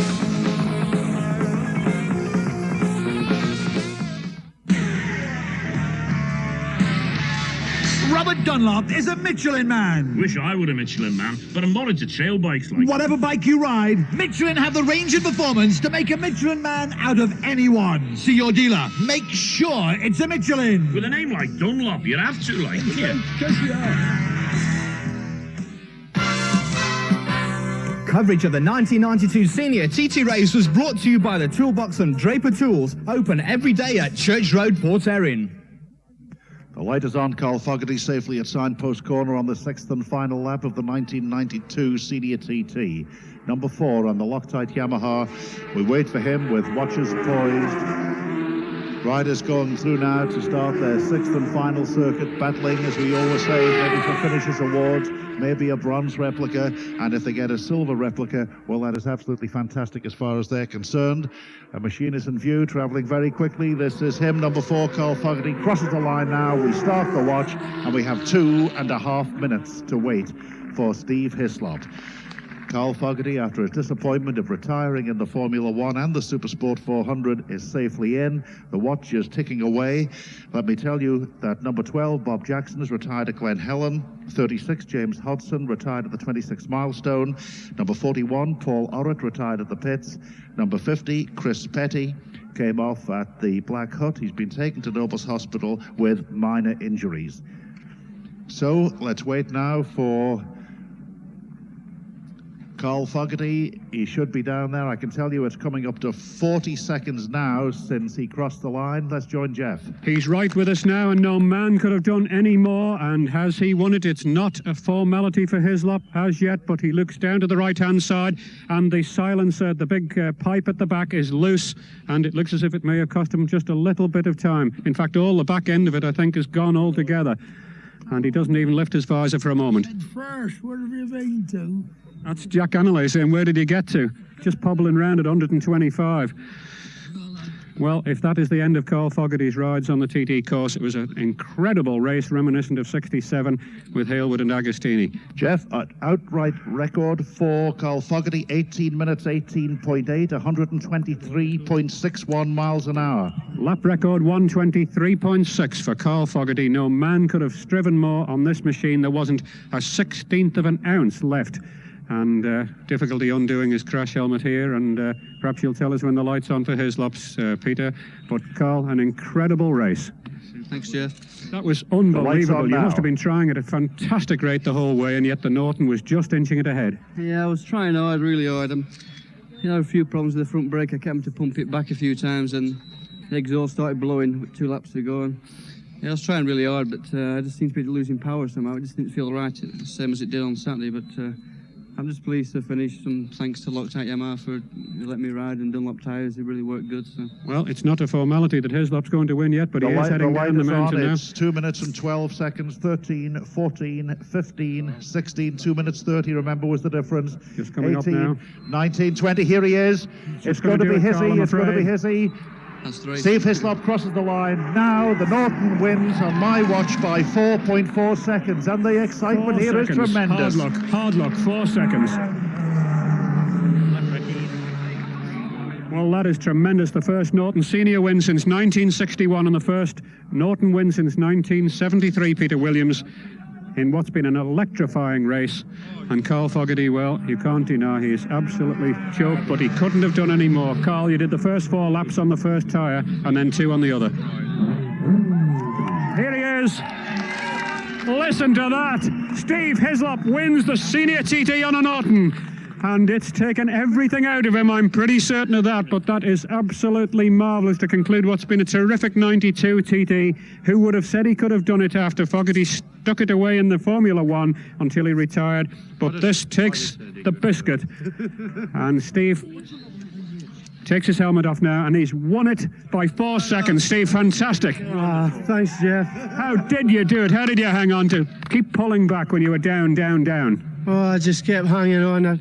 The first couple of laps I tried to ride a lot steadier than I did on Saturday, because I knew if Carl had to go near the end, he'd probably tire himself out, and the bike is handling a lot better today, and I rode real steady. Somebody said to me, a spectator said earlier in the week, you're trying too hard, that's why you're making a mess of your first laps, and I just tried to get into a nice rhythm, and I'm chuffed. But you did the 4 laps on the same tyre from the end of the second lap. Yeah, it was starting to slide a little in the last 2 laps, but I mean, it's brilliant. And the chain was a bit slack as well. Did you hear that clanking? Yeah, it jumped out of gear a couple of times actually.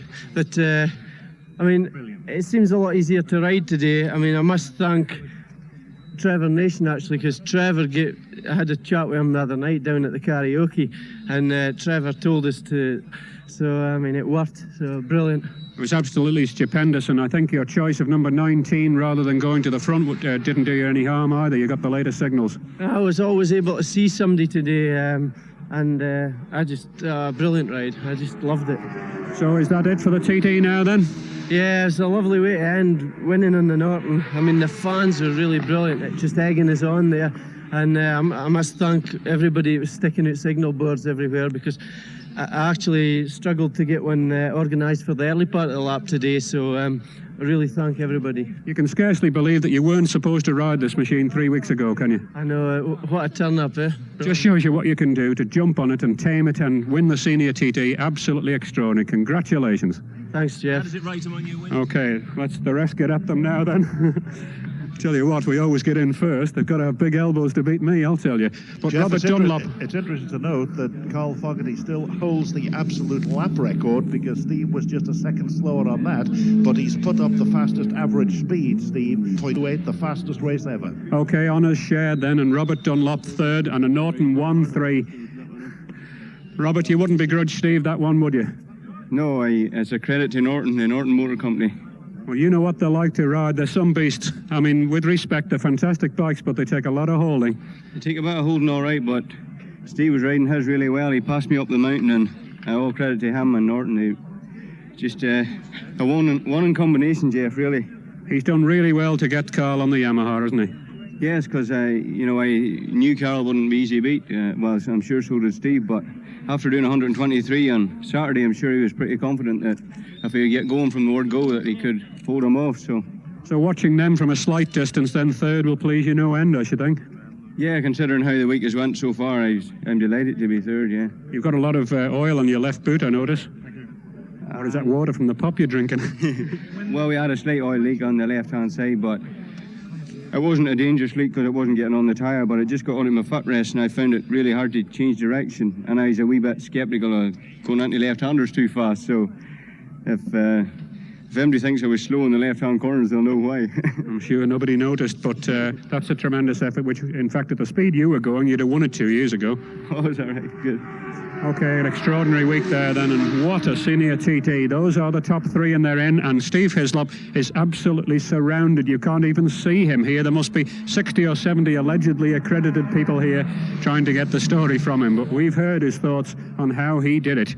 And, well, this race will be talked about for a long time to come, and I'm just trying to dial it into my head because you tend to gloss it over. But the 67 race emulated 25 years ago today, but no problems for the top two, and it's not often that two people will dice it out, Peter Neal, for the full 6 laps, is it?